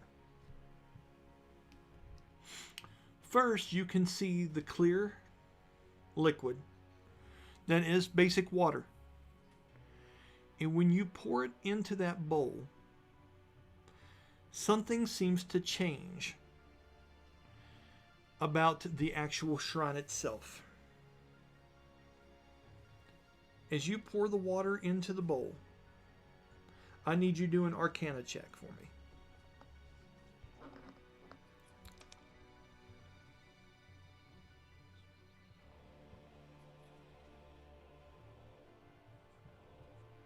Anyone? A 21. As the water fills up the bowl, you can hear it draining deep and going into things within the statue. Okay? And as you continue to pour this in there, the water almost takes on a radiant-like glow. It almost has a bit of a golden white sheen about it as the water seems to be transformed into something greater once it is put into this bowl. Okay? Second thing you notice. As it does, water seems to run down from the eyes in small little streams, as if this thing is animated and crying to a degree, or shedding tears. And as these tears begin to fall and come down the eyes and go down the sides of the neck of this large, like, ornate helmet, which now that you're closer, you can see depicts the beak of a large avian predator. The tears come underneath the chin and meet onto the chest, and a small white, like clay dust film seems to wash away, revealing a medallion. The medallion seems to be pressed into the center of the chest of this creature, of this totem, and has now revealed itself. What are you doing? Take the medallion. As you do, do me Reach a up sleight and of pull the medallion off. do me a sleight of hand, please. 16.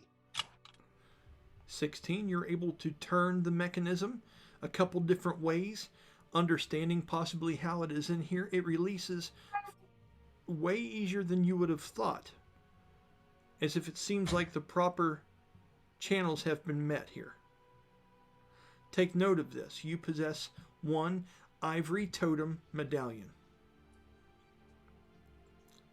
And you also now have discovered purified Atlati water.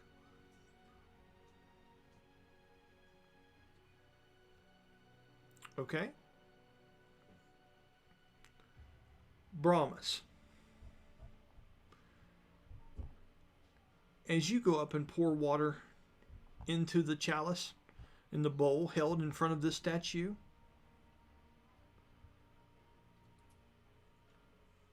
roll an Arcana check, please. Tell me what you get.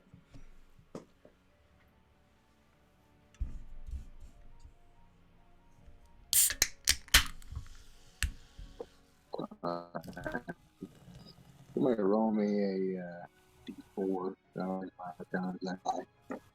Okay. So 16 plus whatever the D4 comes up as. As the water seems to go into this bowl, it fills it up, and nothing seems to happen.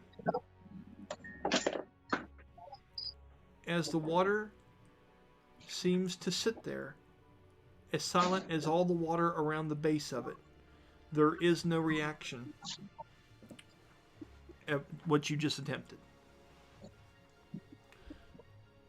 Guys, go ahead and have a conversation.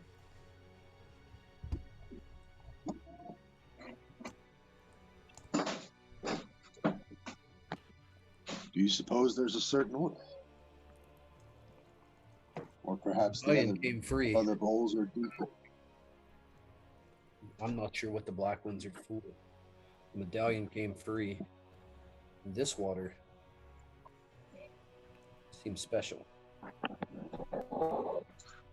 Is there a way we can get some of that water? What'd you say, Danny? Actually, he would look back to Karsu and be like, do you know what this purified water is? What it does? She would have disadvantage right now, but I'm going to have Silliman try to help her through this to give her a straight roll. And she's going to do a history check. And I'll let you know what she tells you.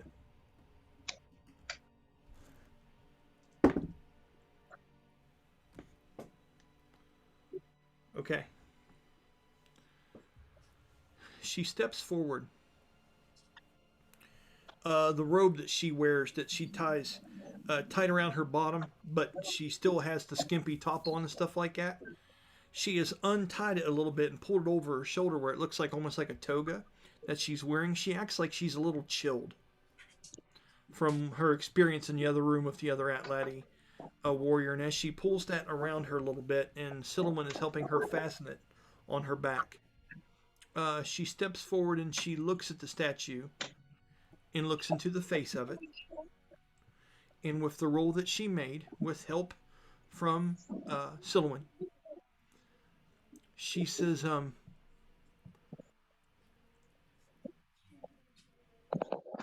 we should try sharing the water from this totem to the others, possibly to open that way, spreading the blessings to those that have went dark. And she stands over and sticks her fingers into that, almost what we'll call like blessed water, practically, Danny. And she looks at it, and she smells it, and she puts her fingers on her head and rubs and looks down. And she looks at you with whited over eyes, now again trying to get herself back in focus, and says, yes, that should be the next thing we try. I scoop some into the vase, or actually, is it crying the same water down and dripping back into it? Yeah, it's neat because when you put the water into this thing, it's all in the bowl still. You lost not a whole lot, if maybe only a quarter of it, and it doesn't take all the water in the vase to fill one of these. This vase, when you pour it into this bowl, it gives you a bowl full of this, what seems to be to you blessed water, and you still have some in your regular water in your urns. You guys are just going to have to work out how you want to do this. Do you want to pour out your old, fill it with just this? Do you want to mix it with that? You just got to work it out, I'm going to put a couple drops in the regular water and see what happens. Okay. As you do this,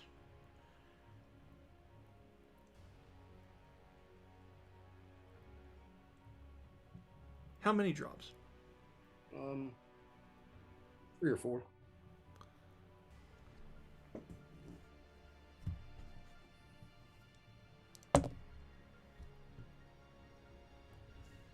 It seems to have an effect, and the water inside of your urn seems to be radiant, although not quite as potent as what was in there. Some more drops may help, but it is a start in the right direction. I'll put like a good bit in this time. Okay. Brahmas, are you watching all this unfold, or are you still investigating on your side?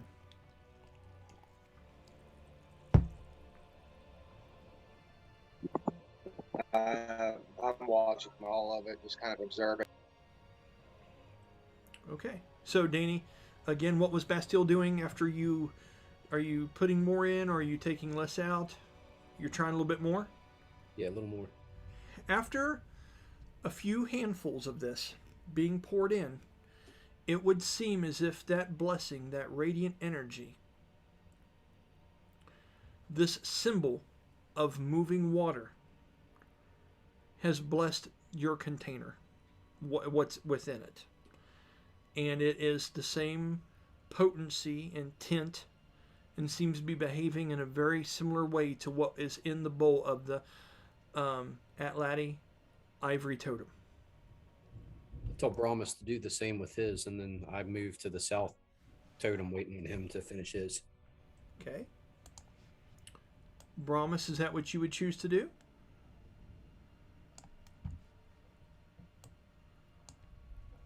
Yeah, I think that would work.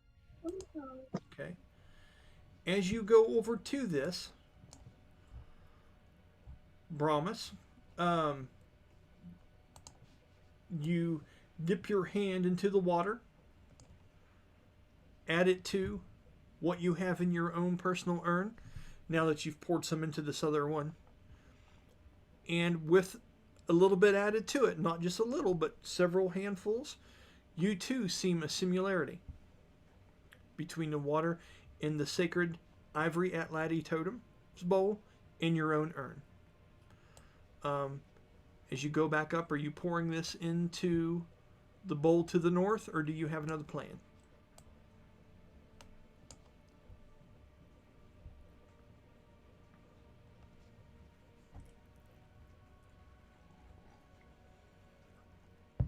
Was that to me? Sorry.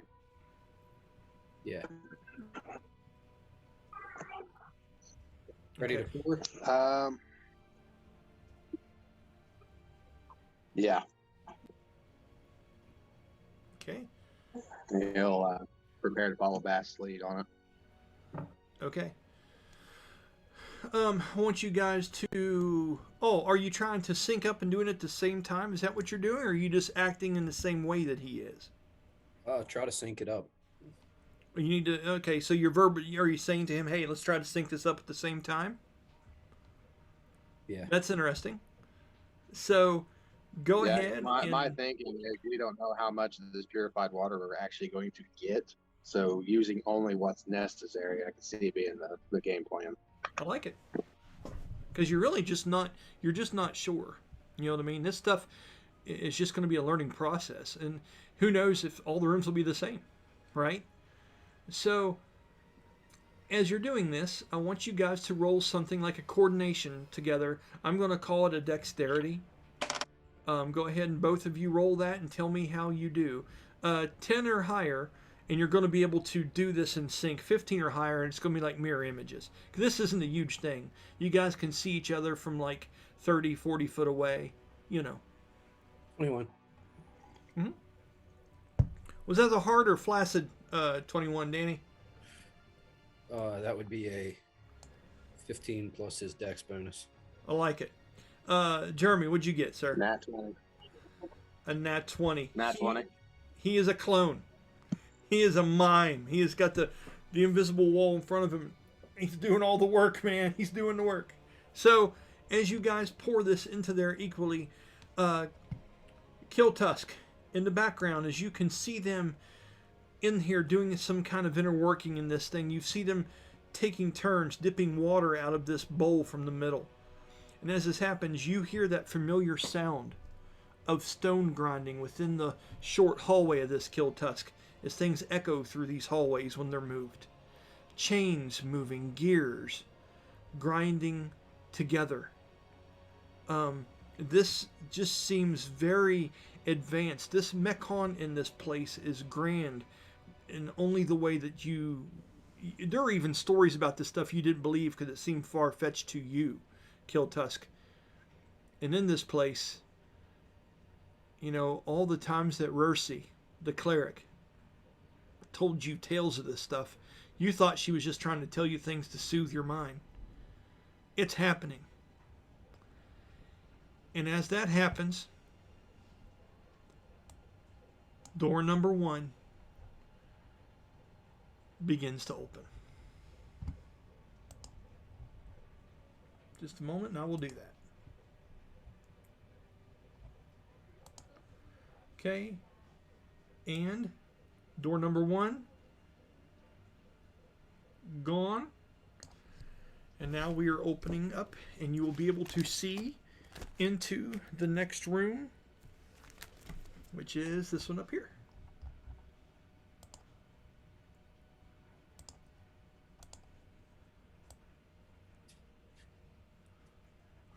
This is fun.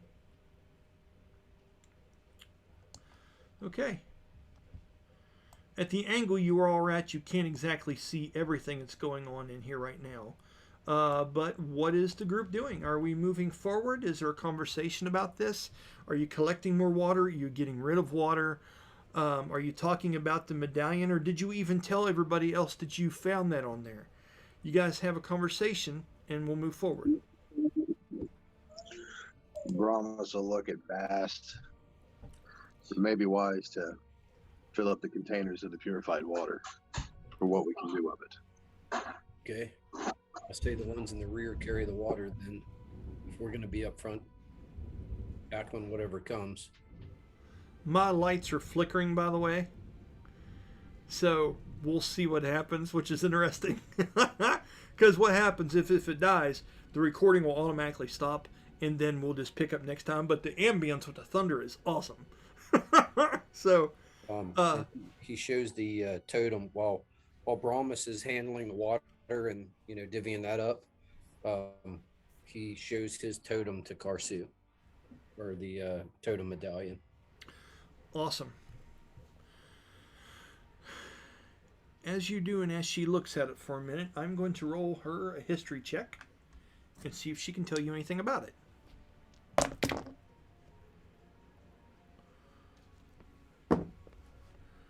With a 10, she looks at it for a long moment, and she says, "This is no Atlati symbol. This is Morital. Another kind of our people, lost and scattered, hiding from the Volatan until a time when it is safe for them to reemerge. We have lost contact with them as Rersi was once Morital until the need to be an Atlati grew urgent." She says, "Whatever this is, this place will know its use. But I'm not sure what that is." He says, "What if you held this when you looked at it?" And he holds that the tiger's eye up. She looks at that for a minute. Kill Tusk. When Bastille suggests this, and I won't do this a whole lot because you are your character. You feel what he feels. I'm reminding you of something, and then you do with it or nothing with it, okay? I want you to roll me a history check.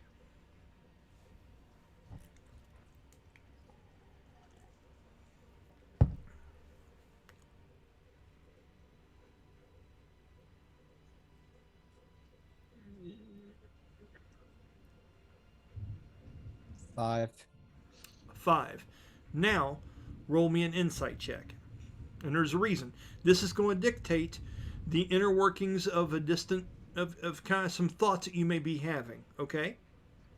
Nat 20. A nat 20 on insight. Okay, so this is how I'm going to color this. With just a 5, you don't know what this medallion is at all either. Okay?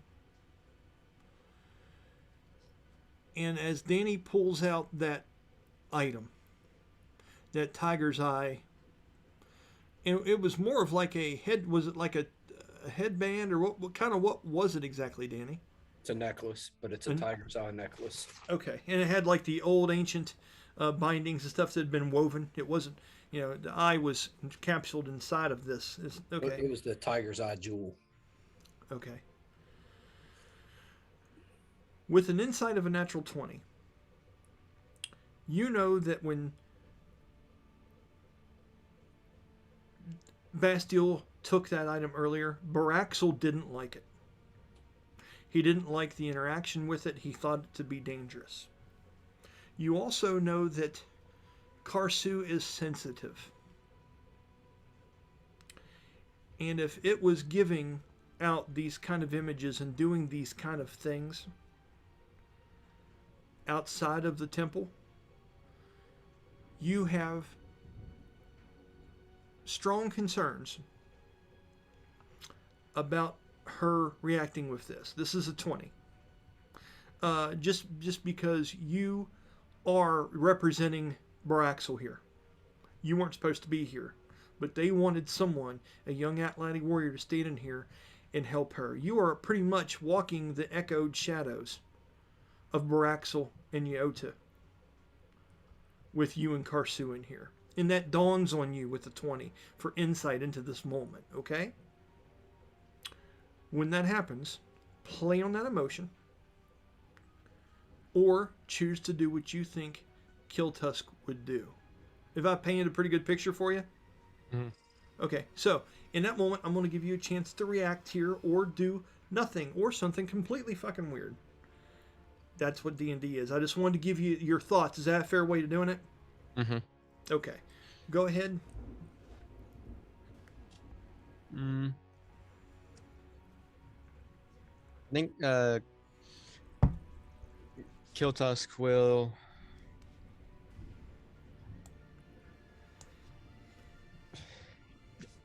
say to Bastille,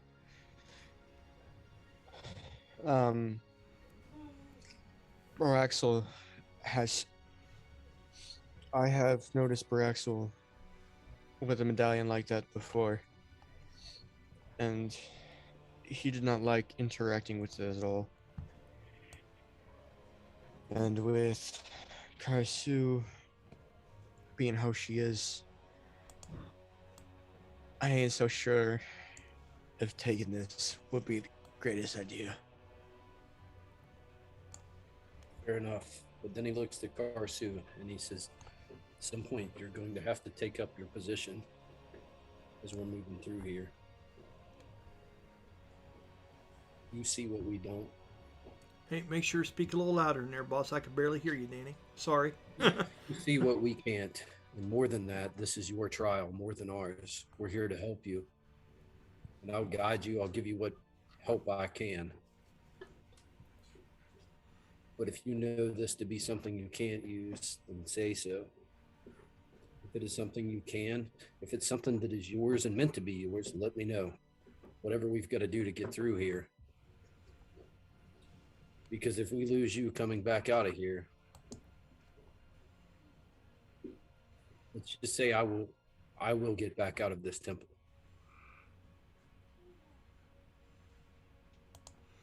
Okay. With that, Brahmas, are you moving into the next room, or do you have anything to say about this conversation?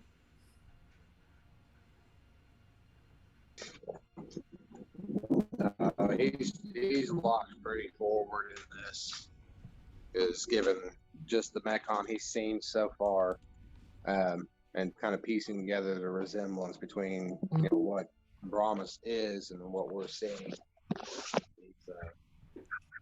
He's definitely contemplating a whole lot. Okay. As Brahmas moves forward,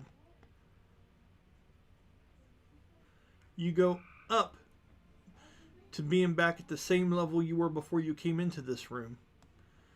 And you have an image on the floor in front of you, carved into the floor extraordinarily well, with its wings spanning the floor of at least 30 foot. This is a carving of the great bird that you guys saw come down from the mountainside and almost find and murder all of you. This is a depiction of the Quetzalcoatl, and it is a damn good one. You don't know if there's an omen to be had here. You don't know what this means moving forward, but it gives you a strange feeling. I would like for you to roll a charisma check for me, please.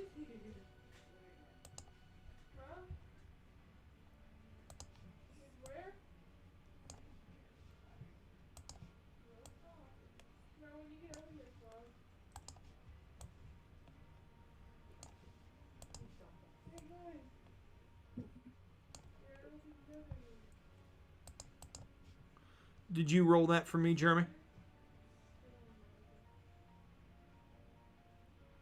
Working on it. I have to go grab my dice box. Okay. That's a 19 plus my modifier. Okay. Which you have proficiency in because you're a class. Okay. So, Yes. with that, you take this for what it is. You understand the symbolism, but it does not intimidate you. And you have no problem pressing forward through this. The rest of you that notice this depiction as Brahmas's character steps over the threshold of this carving on the floor, does anyone have any interaction or doing anything in this room in particular? Scanning for runes is all he would do. He's Go looking ahead for and marking. do me a insight or investigation. Investigation. Why is it always so hard to find something you've used 20 times? 22. For 22, as you look and you scan for runes along the walls, with a 22, you do see a grouping of words on the far left side over here, okay, of the room. Okay. And those words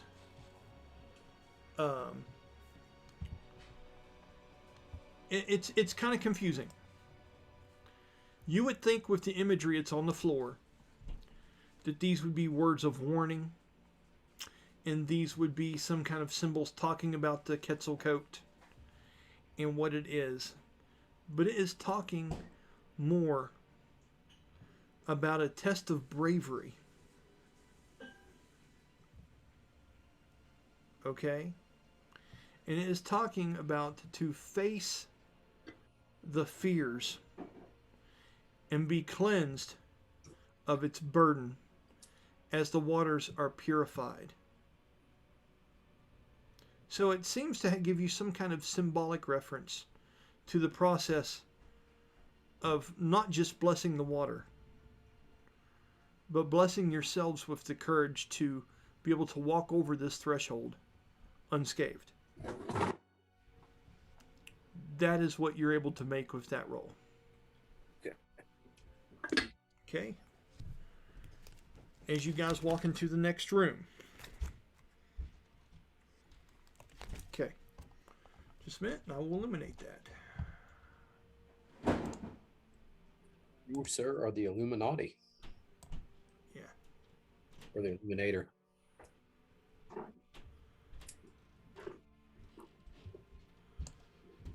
Okay.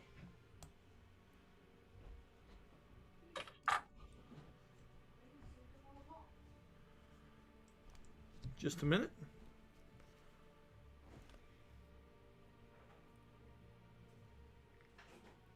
Okay. As you walk into this room, you recognize that there is a large pool of water in the center of this room that seems to be slowly turning counterclockwise. Very, very slowly. As it seems to be flowing from a room that continues to the north, as it trickles down over top of smooth stone ledges ever so elegantly. With another one of these oil lights in the far corner, everyone would be able to see in here very well. I will start the investigation and the look into this room with Danny, or no, with the Brahmas, because there it is lit fairly well in this room from the oil bowl on the far side. Jeremy, what is Merc and Brahmas doing in this moment as you guys approach this peculiar room? Well, unfortunately, I can't see the map itself, but I think Brahmas or Merc would probably trying to see if he could see any symbolism or anything reminiscent to what he sees inside of Brahmas. Roll a history check with advantage.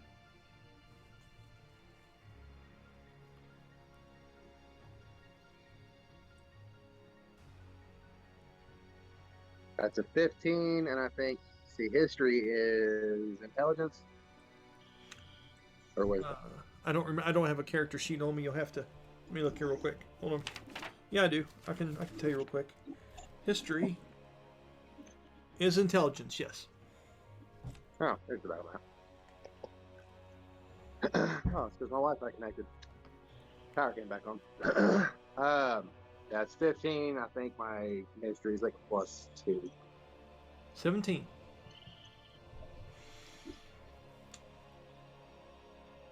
Because you got over a 15, but you didn't get a 20. Here's what this does. And Colby, this is going to be very important for you and for Danny. Anytime you want to do a history check and tell me the kind of thought you're having, I will give you. That's a great way of doing this conversation, right? Merc has said, I want to see if I recognize this out of anything that is inside here with me. Okay? With the 17, I'm trying to decide how to describe this. You've seen a lot of places. You've lived well, not exactly lived. You've existed for a long time, Merc, right? You've been to New Gemdar, and you have seen the way they have tried to rebuild things in the old ways. You've seen a crafting shop. That was run by Ivory and the elves, where they can bring elven architecture into the new city and make things look of the old styles. When you're seeing this, there is a very rustic rural beauty to the room, to the lighter tiles that decorate around this central pool of water that is in this octagon-shaped room. These are simple, primitive things that have been made to an elegant degree. And there are parts of the inside of Brahmas that resemble these, but not in a direct way. It is as if someone has tried to recreate your castle with what they had. So think of a gingerbread house. Okay? Kids take gingerbread and they take jelly beans and frosting and pretzel sticks and everything else they can, and they try to create something that looks like a happy house. It looks like Atladi and Morital ancient people tried to create something that looks like the interior of Brahmas out of what they had.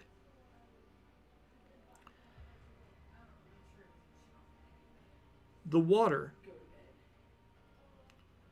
with the 17, and this is the last thing I'll give you with it, metaphorically seems to be your thought of consciousness, or a stream of realization that flows throughout this place. Since you're trying to have that thought, that's what I'll give you. Interesting? I can dig it. And I'm very glad you asked that question. There's more, but the 17 is pretty good. So that's what you get from that. Bastille, Kill Tusk, anything? Same You thing. see- Beginning around, see what I can see that sticks out. Investigation. Or if there's something else, you tell me. If you want to do find traps, if you want to do locate stuff, if there's another check, you let me know and paint and sell me on why. Other than that, it's investigations. Natural 20 for investigation. A natural 20.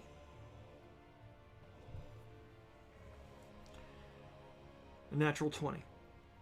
Can you focus on one particular thing that you're really trying to discern, whether it's writing on the walls, whether it's the pool, whether it's the tiles, whether it's the stream coming from the north, whether it's the oil bowl? Give me a direction and I'll make that 20 work for you. The runes are going to keep drawing him just because of the way he is and what he is. Okay.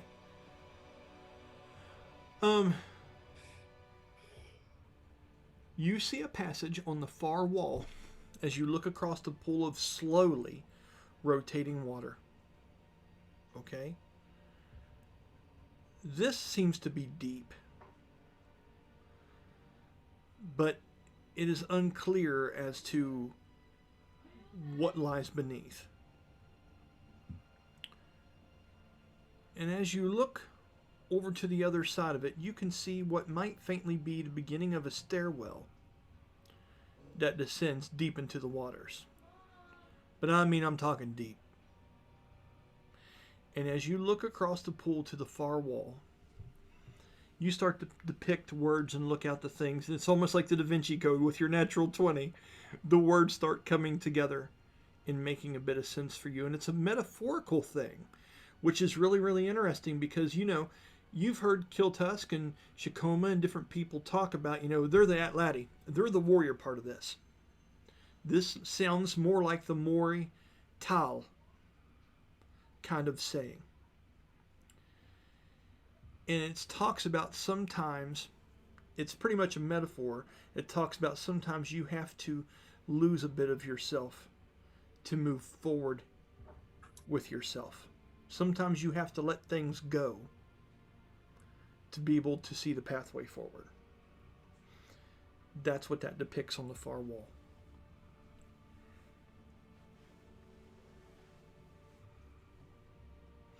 Do you share any of these insights with anyone else?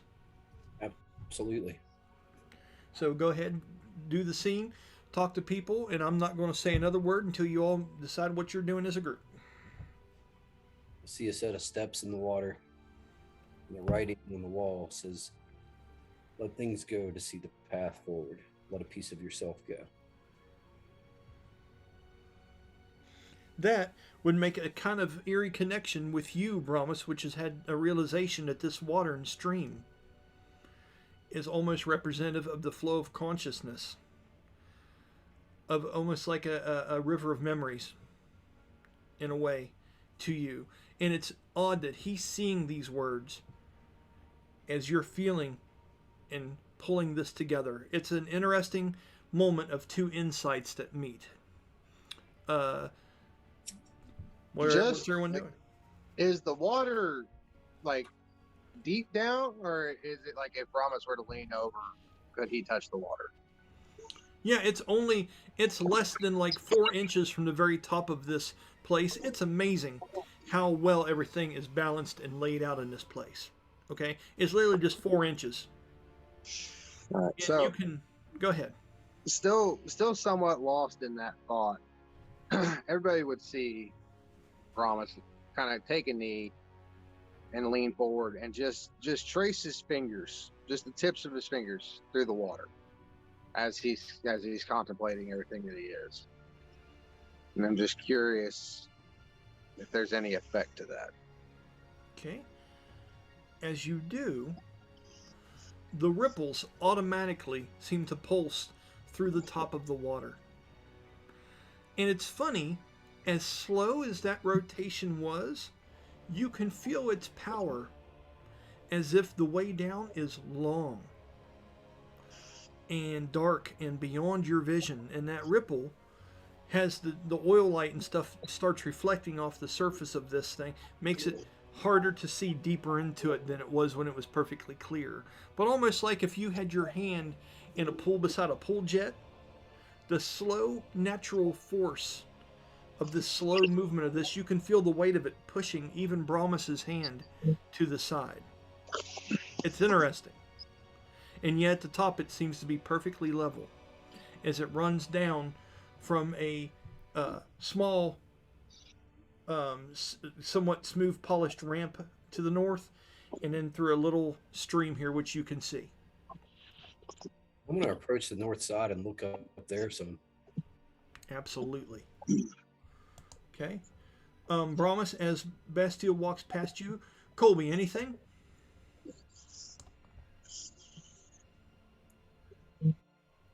No. Okay. Okay, Scoob. Looks like we're moving on, Scoob. All right. So, now. Ooh, this is a fun one. This is a fun one.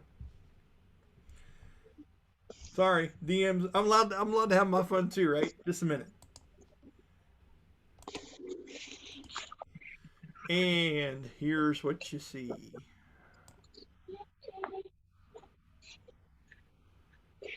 The biggest room you've seen in here yet comes into view.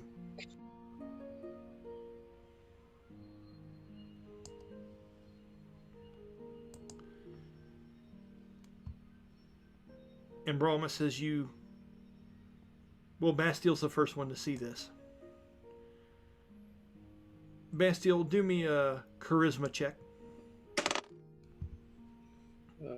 15 plus 7 for saving throw, so 22. You're able to hold it together, but you do feel awestruck for a minute about what is in front of you. As this is a large room with a lot of water and stuff. What are you saying as you approach the top of the steps? If anything. That's a seraphim. That's a big one. Is that what you say? Yeah. Okay. As you say that, Brahmas, you hear him say this in almost broken words, as if he's a bit awestruck in the moment of what he's seeing ahead of him. As he says that, Silouan and Karsu walk up, more childlike than usual, wanting to see, super interested in this. And Kiltusk, you hear these words come from Bastille's lips. What do you do in this moment?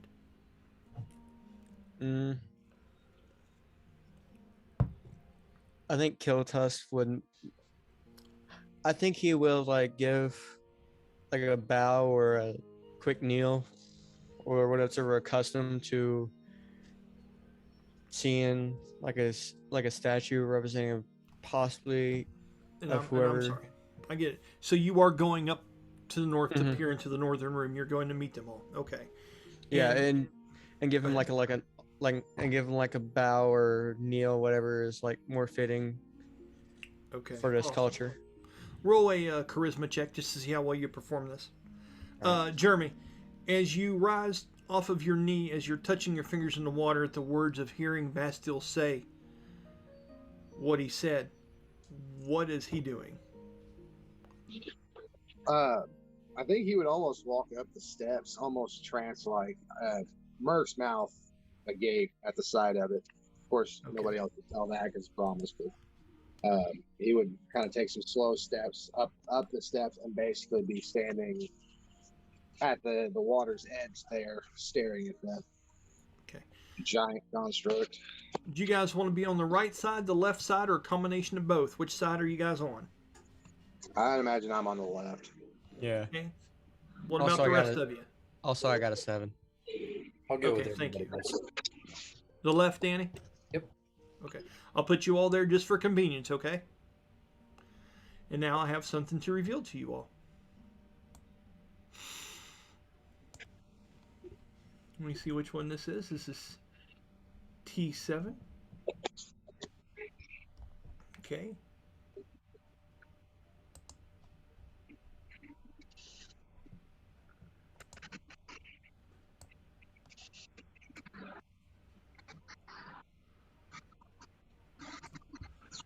Danny, would you read that for the group, please? An expansive room opens before you. A pair of Atladi totems stare back at you with empty expressions and hands that seem to be cradling an empty void in their chests. Towering over them in the center of the room stands what could only be described as a giant humanoid construct resembling the same design and features that Baramas possesses. Okay. So that's the given in here, okay? Now we're going to talk what moves beyond this. And when I say it looks like Brahmas, it resembles what he is, but it is not exact. As this is a little bit more edgy, this is a little bit more decrepit, but it is what Brahmas is. It's a much larger depiction of him. This is a big, big deal, especially to Karsu and Kiltusk. As you see Kiltusk role-playing great and goes into some kind of bow, and with a 7 seems lost, as if, I love how the dice tell the story, Colby. You're trying to do something to be worthy of seeing this and knowing that these aren't stories anymore. You don't even know the proper way. You're used to dancing around the fire and pretending to be the creatures and striking fear into things that you're going to hunt and combat. And this is different level shit. And you guys see him bravely stepping forward and bowing and trying to do something that would seem right in this moment. Brahmas, I'll let you be the first one. What kind of check would you like to do, and what are you focusing on in this room?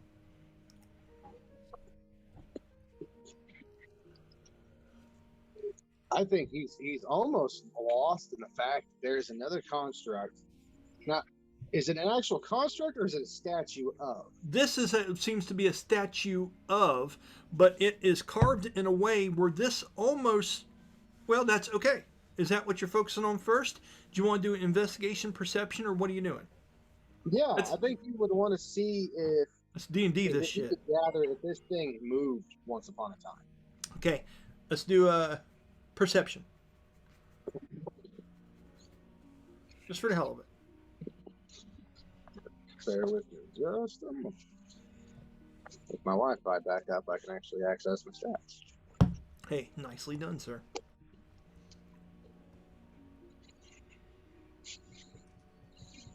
You said perception, right?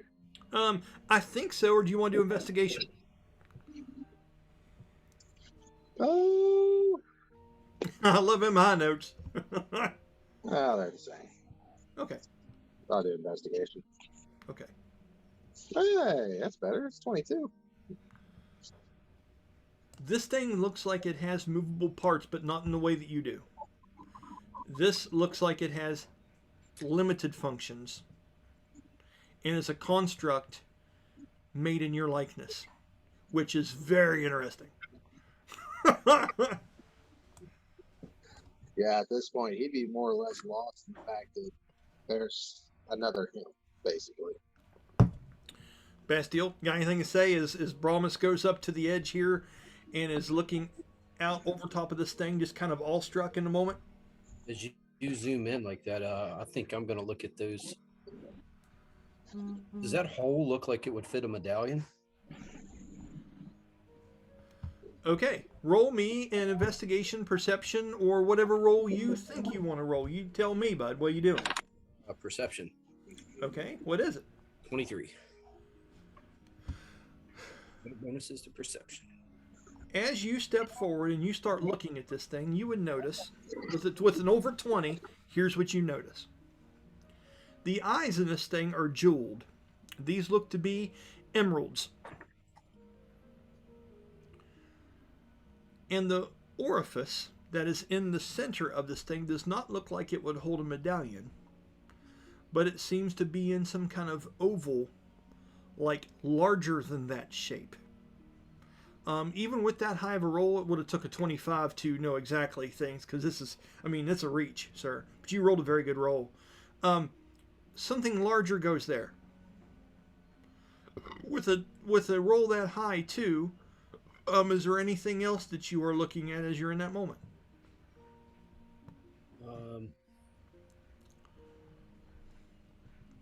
Guess after he's seen that, he would just kind of scan the room a little bit. I noticed there's a doorway to the left.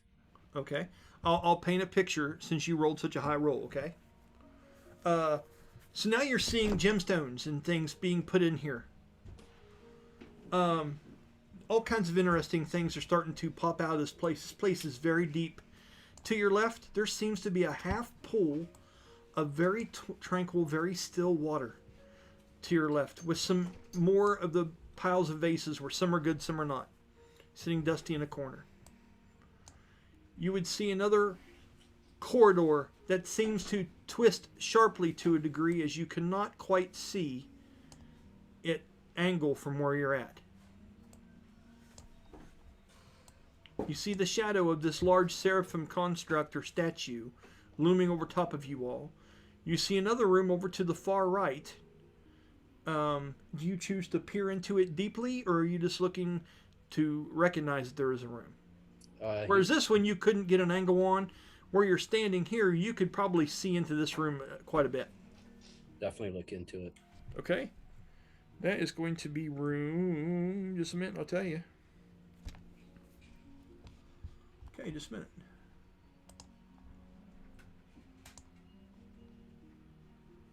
Okay, and here's what you see.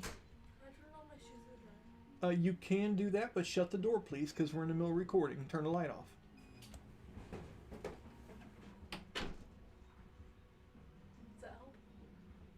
That's not bad. You would see into a room, Danny, and this would be about all you could see, a bit right in here.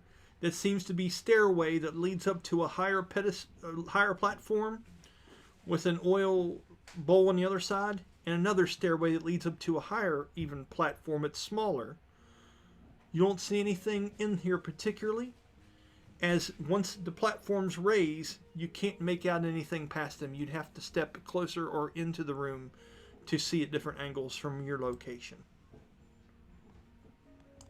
I can move back over to that if you would like. Pass says, I think we're going to have to put something in these statues.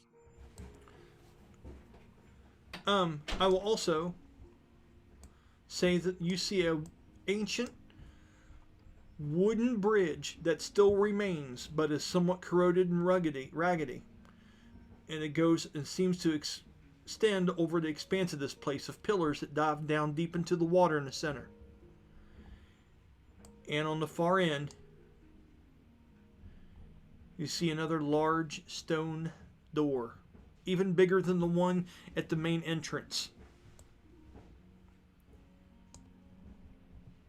Okay, that is what you have seen so far, sir. What do you say we knock these rooms out one at a time?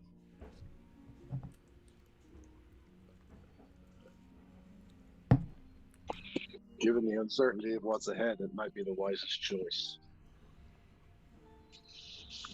I've seen a little bit of the one on the right, so let's try it. Sound good? Is that where the group is deciding? Does anyone else have anything else to add? Nope, that's good on my end. Okay. Colby, anything else? Any other insights? Or are we moving forward?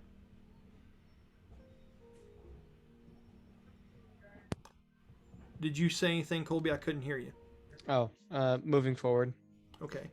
Danny, are you guys wanting to keep the original position, whereas Brahmas is there and you're to his side, visualizing, and he's kind of like the guinea pig kind of... All right, that's cool. He's too big to argue with. I mean, fuck yeah, right? Because, yeah. Okay, so let's go ahead and do that. The gang moves. Doodle-doo, doodle-doo, Wayne's World. As you guys do you choose to go up around and try to find a way over top of this, or do you guys step across the actual water? It doesn't seem too deep, but it would get your boots wet if you weren't able to. It's about 10-foot jump if you wanted to make a jump across it. Oh yeah, Bass is jumping. Okay. Acrobatics check, please. Oh, 16. Got it. Silouan, of course, is able to jump over easily. Karsu would actually look at everyone jumping across and would hesitate to step into the water, but she's starting to pull her robe up as if she might. Brahmas and Kiltusk, what are you doing in this moment? I'm walking across. I'm a hunter out in the forest. I'm used to getting my boots wet. Okay, so as she's doing this with a bit of hesitation, comically, Kiltusk just takes the plunge and goes into his knees and walks across there. Does not seem to be any hazards, thank goodness, but there's a ripple that seems to carry throughout this place, which gives you a weird feeling now that you've jumped into the water. You wonder where that ripple goes and what might detect it, as all this water was very, very calm and still until that moment. Brahmas, what are you doing? Having seen Kiltusk walk through without an issue, Brahmas will actually walk into the water Okay. and basically offer to ferry Karsu across it without her having to jump. Awesome, buddy. Very, very good. As you do that, you look over to the side, and Silouan is staring at you with a smile on her face, just shaking her head. As you do this, as you interact with the Scion and offer her a hand, she grabs onto your arm, and to Brahmas, you don't even feel the weight of her. As you usher her across and let her down the other side, and she looks at you, and she puts her fingers to her head and she lowers, and you hear the whispered words of her echo inside of the large chamber that you're controlling Brahmas from. Thank you, Great One. I am glad you are with us. You have any response to that? He would give her a nod. He wouldn't verbally say anything, but he would give her a nod, acknowledging it. Okay. As you guys walk past, you go past another small half pool that has some more broken vases and things in the side. Is there anything you guys wish to investigate, or are we continuing? I'm good to continue for a moment. Okay. When you get to the entranceway of the room, here's what you see.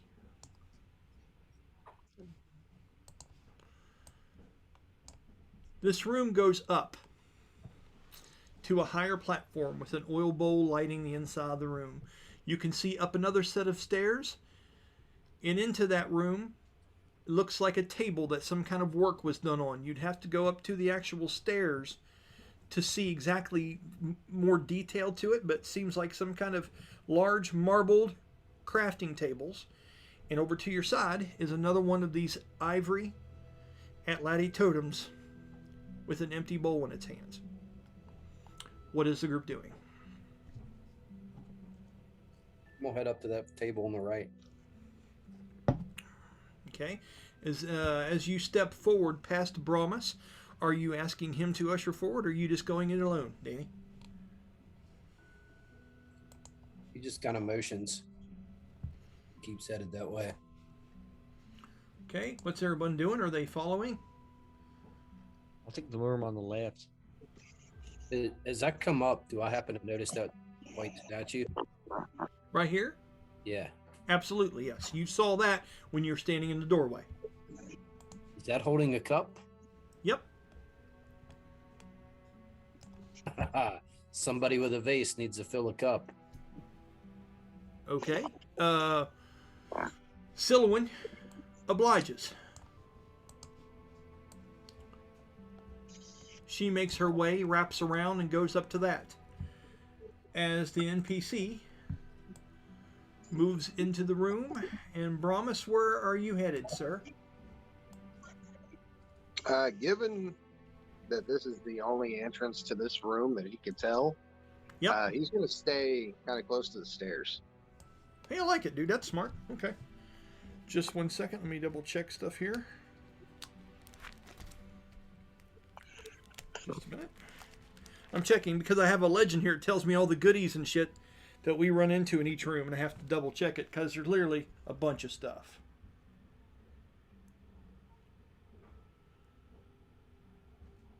Okay. Okay. So, we'll start with Bastille. Okay? Bastille. By the way, is everyone having a good time with this? Mm-hmm. Okay. Oh, absolutely. Good, because it took a lot of work. As you go into this room,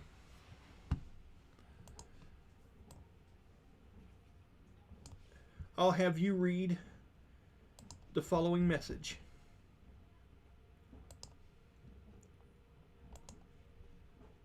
When I bring it to view. Just a minute. Here's the ancient Atlati carved intricate skulls out of granite like stone, among other precious materials. A series of intricate designs and moving parts seems to be embedded deep within these complex creations. Ooh. Okay. So, What's the green one? what are you rolling? Perception to see if it's the same shape as the emerald eye. Well, now before we go forward with that, let's talk about the differences between perception and investigation. Okay, so Jeremy, being a D&D connoisseur of 5th edition, do you have a clear definition of the difference between perception and investigation? So my understanding is investigation is actively searching for something, Right? whereas perception is noticing something. That is very well put. I'll try to elaborate on that in the way I've always done it, which I think that matches up with what you're saying. Is we lost Colby. Boy, this is going to be an editing nightmare. So, I've always thought perception was to notice where a thing is, and investigation was to understand what a thing does. That sounds pretty fair. Yep. You know, You could perceive where an object is in a room and then investigate what it's about. right. Its I agree. intention, its place. So in this case, Danny, with a perception, what did you roll? With a perception would be a 18. This is an emerald skull. And it is intricately carved as the picture up here, with different shapes, runes, and now roll an investigation.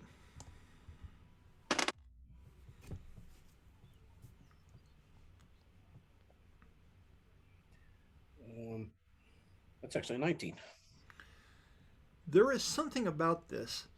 These aren't just writings, it is symbols, but there are also patterns on here. As someone that picks locks and does things of this nature, you can't help but think that this is supposed to interact with something as a mechanism. And you are now, for the first time, looking at an ancient Atlati artifact, or even a Morital artifact of great design that has been sitting here. You see pieces of broken stone sitting along as these have all been curved, and it seems like the granite ones were just practice for the emerald one. What do you do?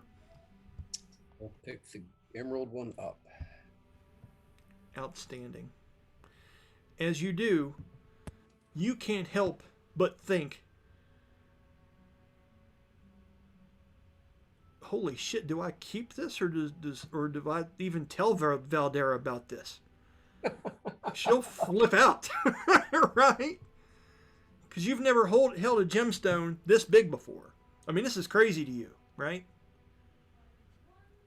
But that's your inside thought. I'm curious as to what Bastille thinks of that. What do you? You're in this dilemma where you're touching artifacts and crazy carved shit, But you know there's got to be a worth to this thing that's stupid and sick. So what is your mindset here? Oh, he's probably going all my precious on this shit and rubbing it like, oh, look what I found. He's just rubbing himself. I get it, man. I get it. Colby.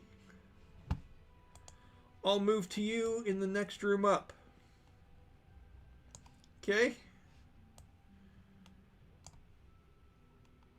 As you look in the room, you see this. And I will have you read that as soon as I bring it into focus. Go ahead, Colby, your turn. Damp and faded parchment lays upon a smooth stone table. The imagery depicts what appears to be complex diagrams of several ancient Mechon gears and devices. Okay, that's what you see when you walk into the room. Now, what are you rolling? What would you like to do moving forward here?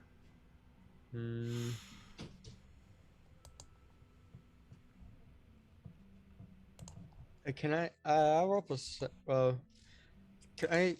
On the diagrams, can I see if they're like pretty close to Brahmas, or do I have to roll for that? Go ahead and roll an investigation for that. All right. We just had a conversation about investigation versus perception. We got her figured out, Colby, so we'll treat you right. Go ahead. Yes, so I was gone for like half a minute. It's all good, bud. You're fine.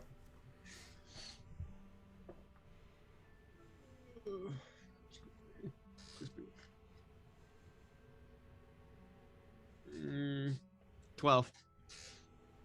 Okay. These plans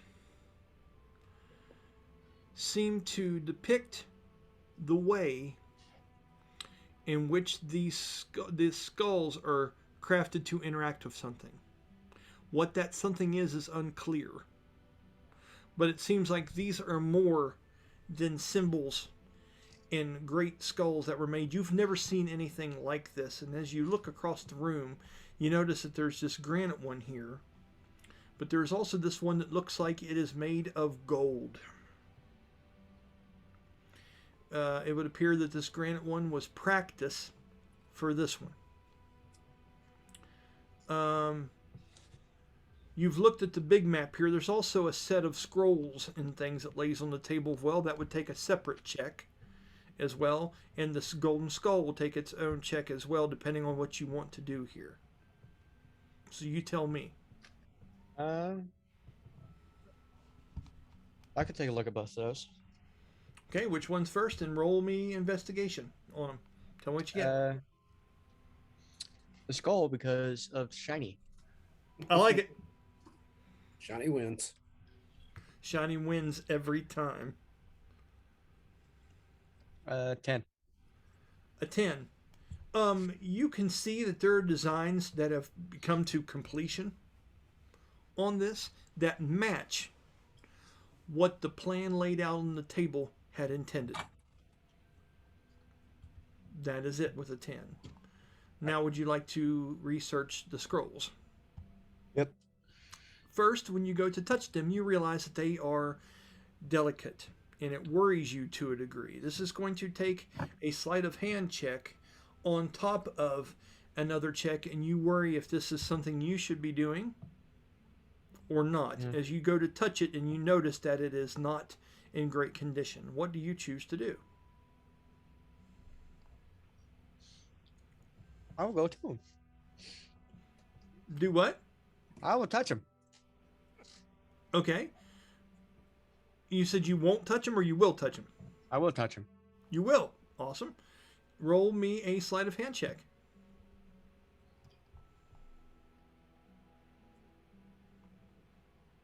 $24.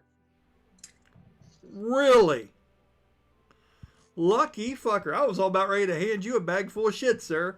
24 is super good, man. Super good. As you look at these scrolls and you're able to get them laid apart and untie them in a certain way. You've unraveled them, but you don't know if they would be able to be moved. As you've been able to lay them out in order as they have kind of broken apart as they were unfurled, but they are laying in order, you understand. You see what looks like a depiction of how to make certain kinds of interacting gears. As if this is of a mechanism that has yet to reveal itself, is not in this room, or something that was maybe started and forgotten a long time ago. I would like you to write down on a piece of paper insight into gears plus 1d4.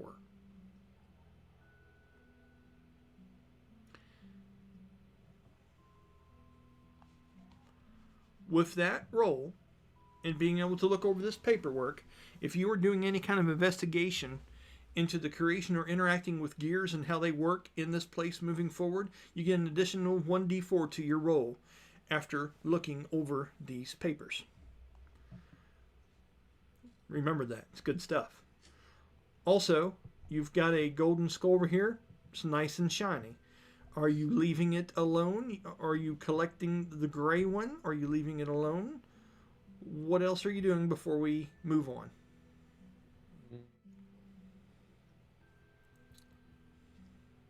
Might take the granite one. Okay. You've collected granite skull. Make sure to write that down. Okay.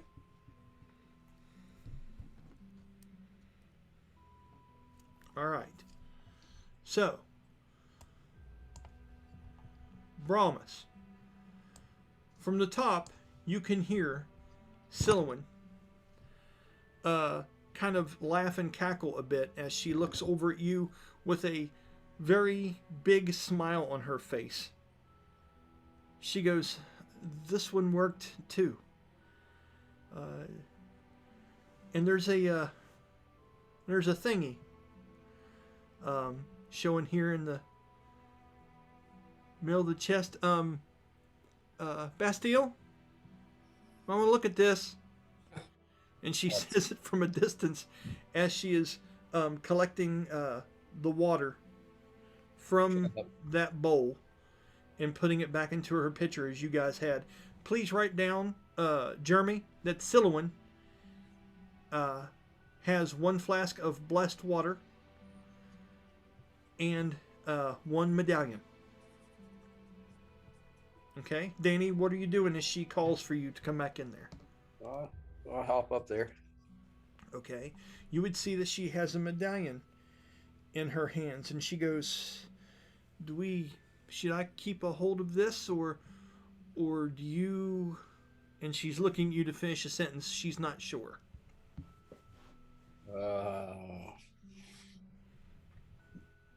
Well, you can carry them both. I can carry them both, or we can each carry one. We're not planning to get separated. However, if we do, we have one. Of course, it looks like we're going to need more than one. So what do you say we just stick together? She goes, sticking together sounds good. Plus, it's kind of showing us, isn't it? Each one of these, as she looks at the statue and she's kind of examining it with her hands, and the totem, each one of these is something that stood here for a long time and has its own medallion. It's almost like we're the totems now. Yeah. That he's holding that, he pulls out that skull. Look what I found. When her eyes get big, hold on. She failed that. She gasps for a minute and she looks at it and she goes to touch it and she stops right before she does. She looks at you because she catches herself in the moment. Her eyes get big and she goes, should you have that even? Is that is that an emerald? Was it living? No. And she looks kind of,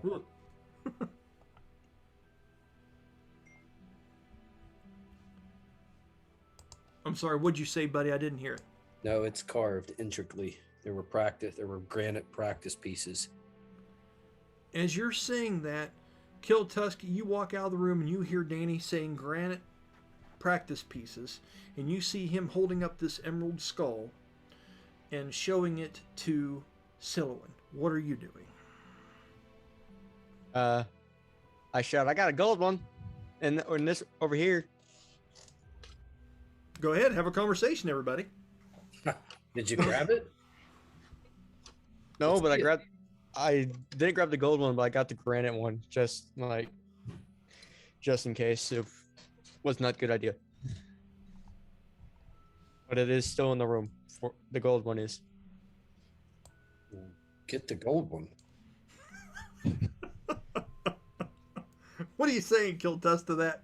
As Brahmas, you look over, and the large seraphim god is just kind of standing in the doorway looking over at you, just kind of going... Right, Jeremy? I don't mean to... Jeremy, are you saying anything in this moment? What's Brahmas do to this interaction? He's just shaking his head. You're right on, yeah, right? I mean, I grabbed the gold one, but before I leave the room, I also fully step out of the room. I also shout, there is some mecha diagrams in this room as well. And remember, that's okay. It's Mechon. Mechon. It's okay. It's fine. I'll get it at some point. No, it's a lot, right? It's you're learning a whole new history that I made up. It's perfectly fine, bud. The words are immaterial. As that happens, what's everybody doing as he says this, that there's a large diagram in the other room and all that shit? Promise, I think we should take a look. What do you think, Brahmas? That sounds like a plan to me. Okay. We'll go ahead and just do a bit of, instead of moving all these pieces around even further, we'll do a little theater of the mind here and say that the group meets in here to look at these diagrams. Kill Tusk, I'm going to go get a drink real quick. Colby, tell the group, y'all interact. Tell them what you found about this thing, and I'll be back in just a minute, and we'll conclude that and then move forward a little bit more before we have to get off here, okay? I'll be right back in a minute. All right. So, Kyoto saw was diagrams and of gears and Mechons laying out of the table, and some diagrams are of gears and Mechons that he hasn't seen yet. So, and they're all laid out on the table.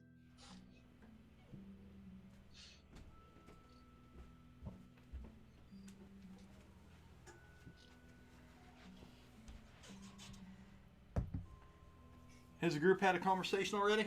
Yeah. Yeah, I told him. Anyone say anything to you? No, not yet. That's We're fine. just taking it in. Well, Okay. I guess I'll look over them. Investigation, sir. Not 20. Are you serious? Yep. Fucking you guys, dude. Hold on for just a minute.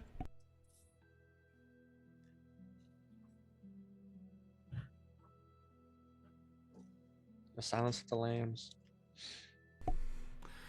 Colby, your mom just called and says that you all lost power. Yeah, and that was the reason why I disappeared and reappeared. It's all good, man.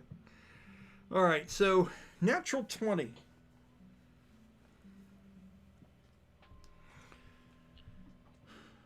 Huh, natural 20.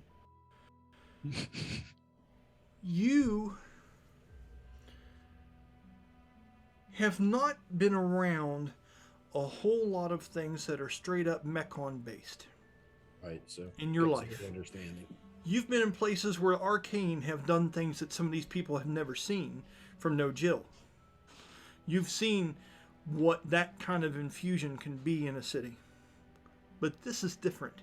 This is what you would expect of these people because of the stories and the things you've heard here. You heard that, the citizens and the people of Volaton, what you consider to be the bad guys in all this, took a shortcut to doing things on their own and demanded that the Terrachua come down from the gods to wreak havoc upon the Quetzalcoatl, to force the gods to do what they wanted.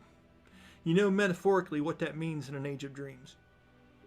You know the Atlati chose the more primal, natural path, using what they know they have and believing in themselves, in creating the Vulcan, where they could control and defeat the beast without the need of all that. This seems like another step in that direction for these people, metaphorically. This gear, these mappings, this writing these pieces up. And here's what you notice of a 20. There seems to be a cluster of these, okay, that seems to embed itself in a thing. All right? And when you start looking over the paperwork and stuff like that, you don't see one definite shape, but now that you're looking over the paper, and Bastille, you would find yourself moving from one side of the table to the other and just kind of looking at it and moving from one side to the other. You believe these gears are going to be placed into something to operate something. If they were made to these specifications on this diagram, they would work with something in here, unleashing something Mechon-ish in a way.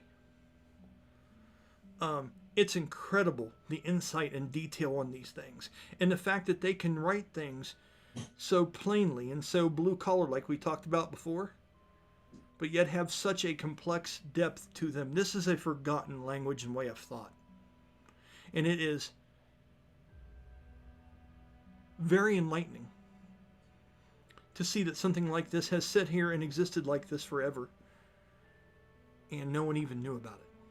But at the same time, as much as he's able to look at it and understand it, it's probably like a really intelligent guy looking over German engineering, like, wow. Yeah. That's cool. Yeah, I mean, that's it. That's it. And with the 20, that's what I'll give you, okay? Brahmas. Do you want to share your findings with him, or do you want to roll your own check, or how do you guys want to do this? I'm gonna say that I would use my understanding of what's written to help Brahmas understand it. Like, all right. I don't know what any of this means, but I understand what it's saying, if that makes sense.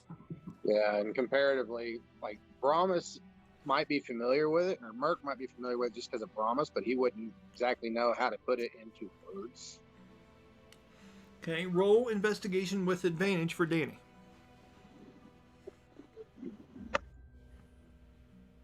No moment.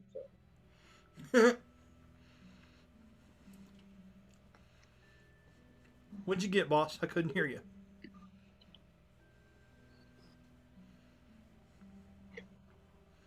That's a 15. With a 15,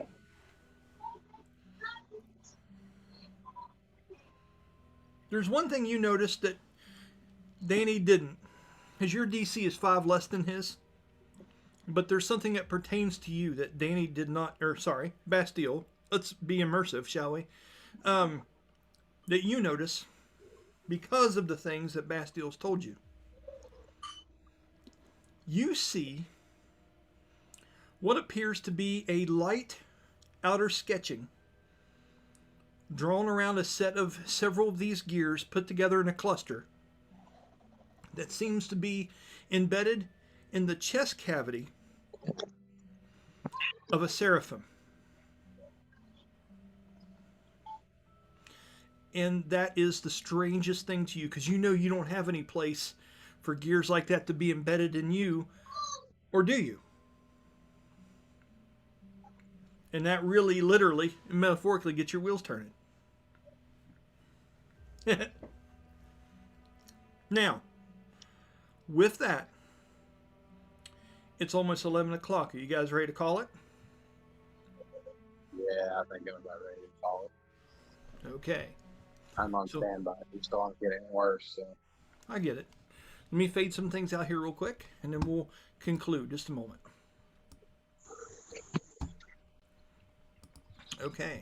So on that cliffhanger of a moment, these gear plans to make gears seem like they are to interact with the seraphim body of some kind in some way. And you guys have got plenty of time to think about it until we come in here and do this again. So, thoughts, questions, comments, or concerns before we shut this down for the night? What's everybody thinking here? I'm curious to see where this is all headed. Right? Danny, you got anything? I'm wondering how much we've missed coming through. I mean, we've done pretty good, but it's so complicated. I'm wondering what we've stepped over. That's a good question, man. And I mean, a place like this, who the hell knows? Well, other than Oh, me. shoot. You know, but there's a lot. We haven't looked for a single hidden door throughout this whole place. That's true. I mean, who the hell knows what's going on in here other than me? God, this is fun. This is fun. To be fair, we came in here in very unfamiliar territory. We're just getting hit by one wonder after the next. So Yeah. it'd be no surprise that hidden doors are furthest thing from Bastille. That's fair. Colby, you got any inner thoughts of Kiltus that he's having as you're hearing these things being described to you? You're seeing large constructs of seraphim that seem like maybe they can move. You're seeing gears that possibly go into a seraphim form. You're seeing skulls carved as some kind of interactive devices. You're seeing all this shit, man. What is on your mind? I think Kiltus, like exploring more of this temple, would be like, if so much of my belief is true, how much of the other beliefs are true? That's an interesting insight, right? Can't believe in heaven without hell, right? I mean, it's kind of that thing. That's cool. All right. Well, if nobody else has anything, I'll go ahead and shut this down. Once again, Brian Kynes on behalf of myself, Danny, Colby, and Jeremy. If you're watching these things, thank you. I hope you're enjoying them as much as I am putting it out there for these folks. And we'll see you again as we continue this journey into the depths of the Water Temple of Yoda. Take care, everyone. Have a good day.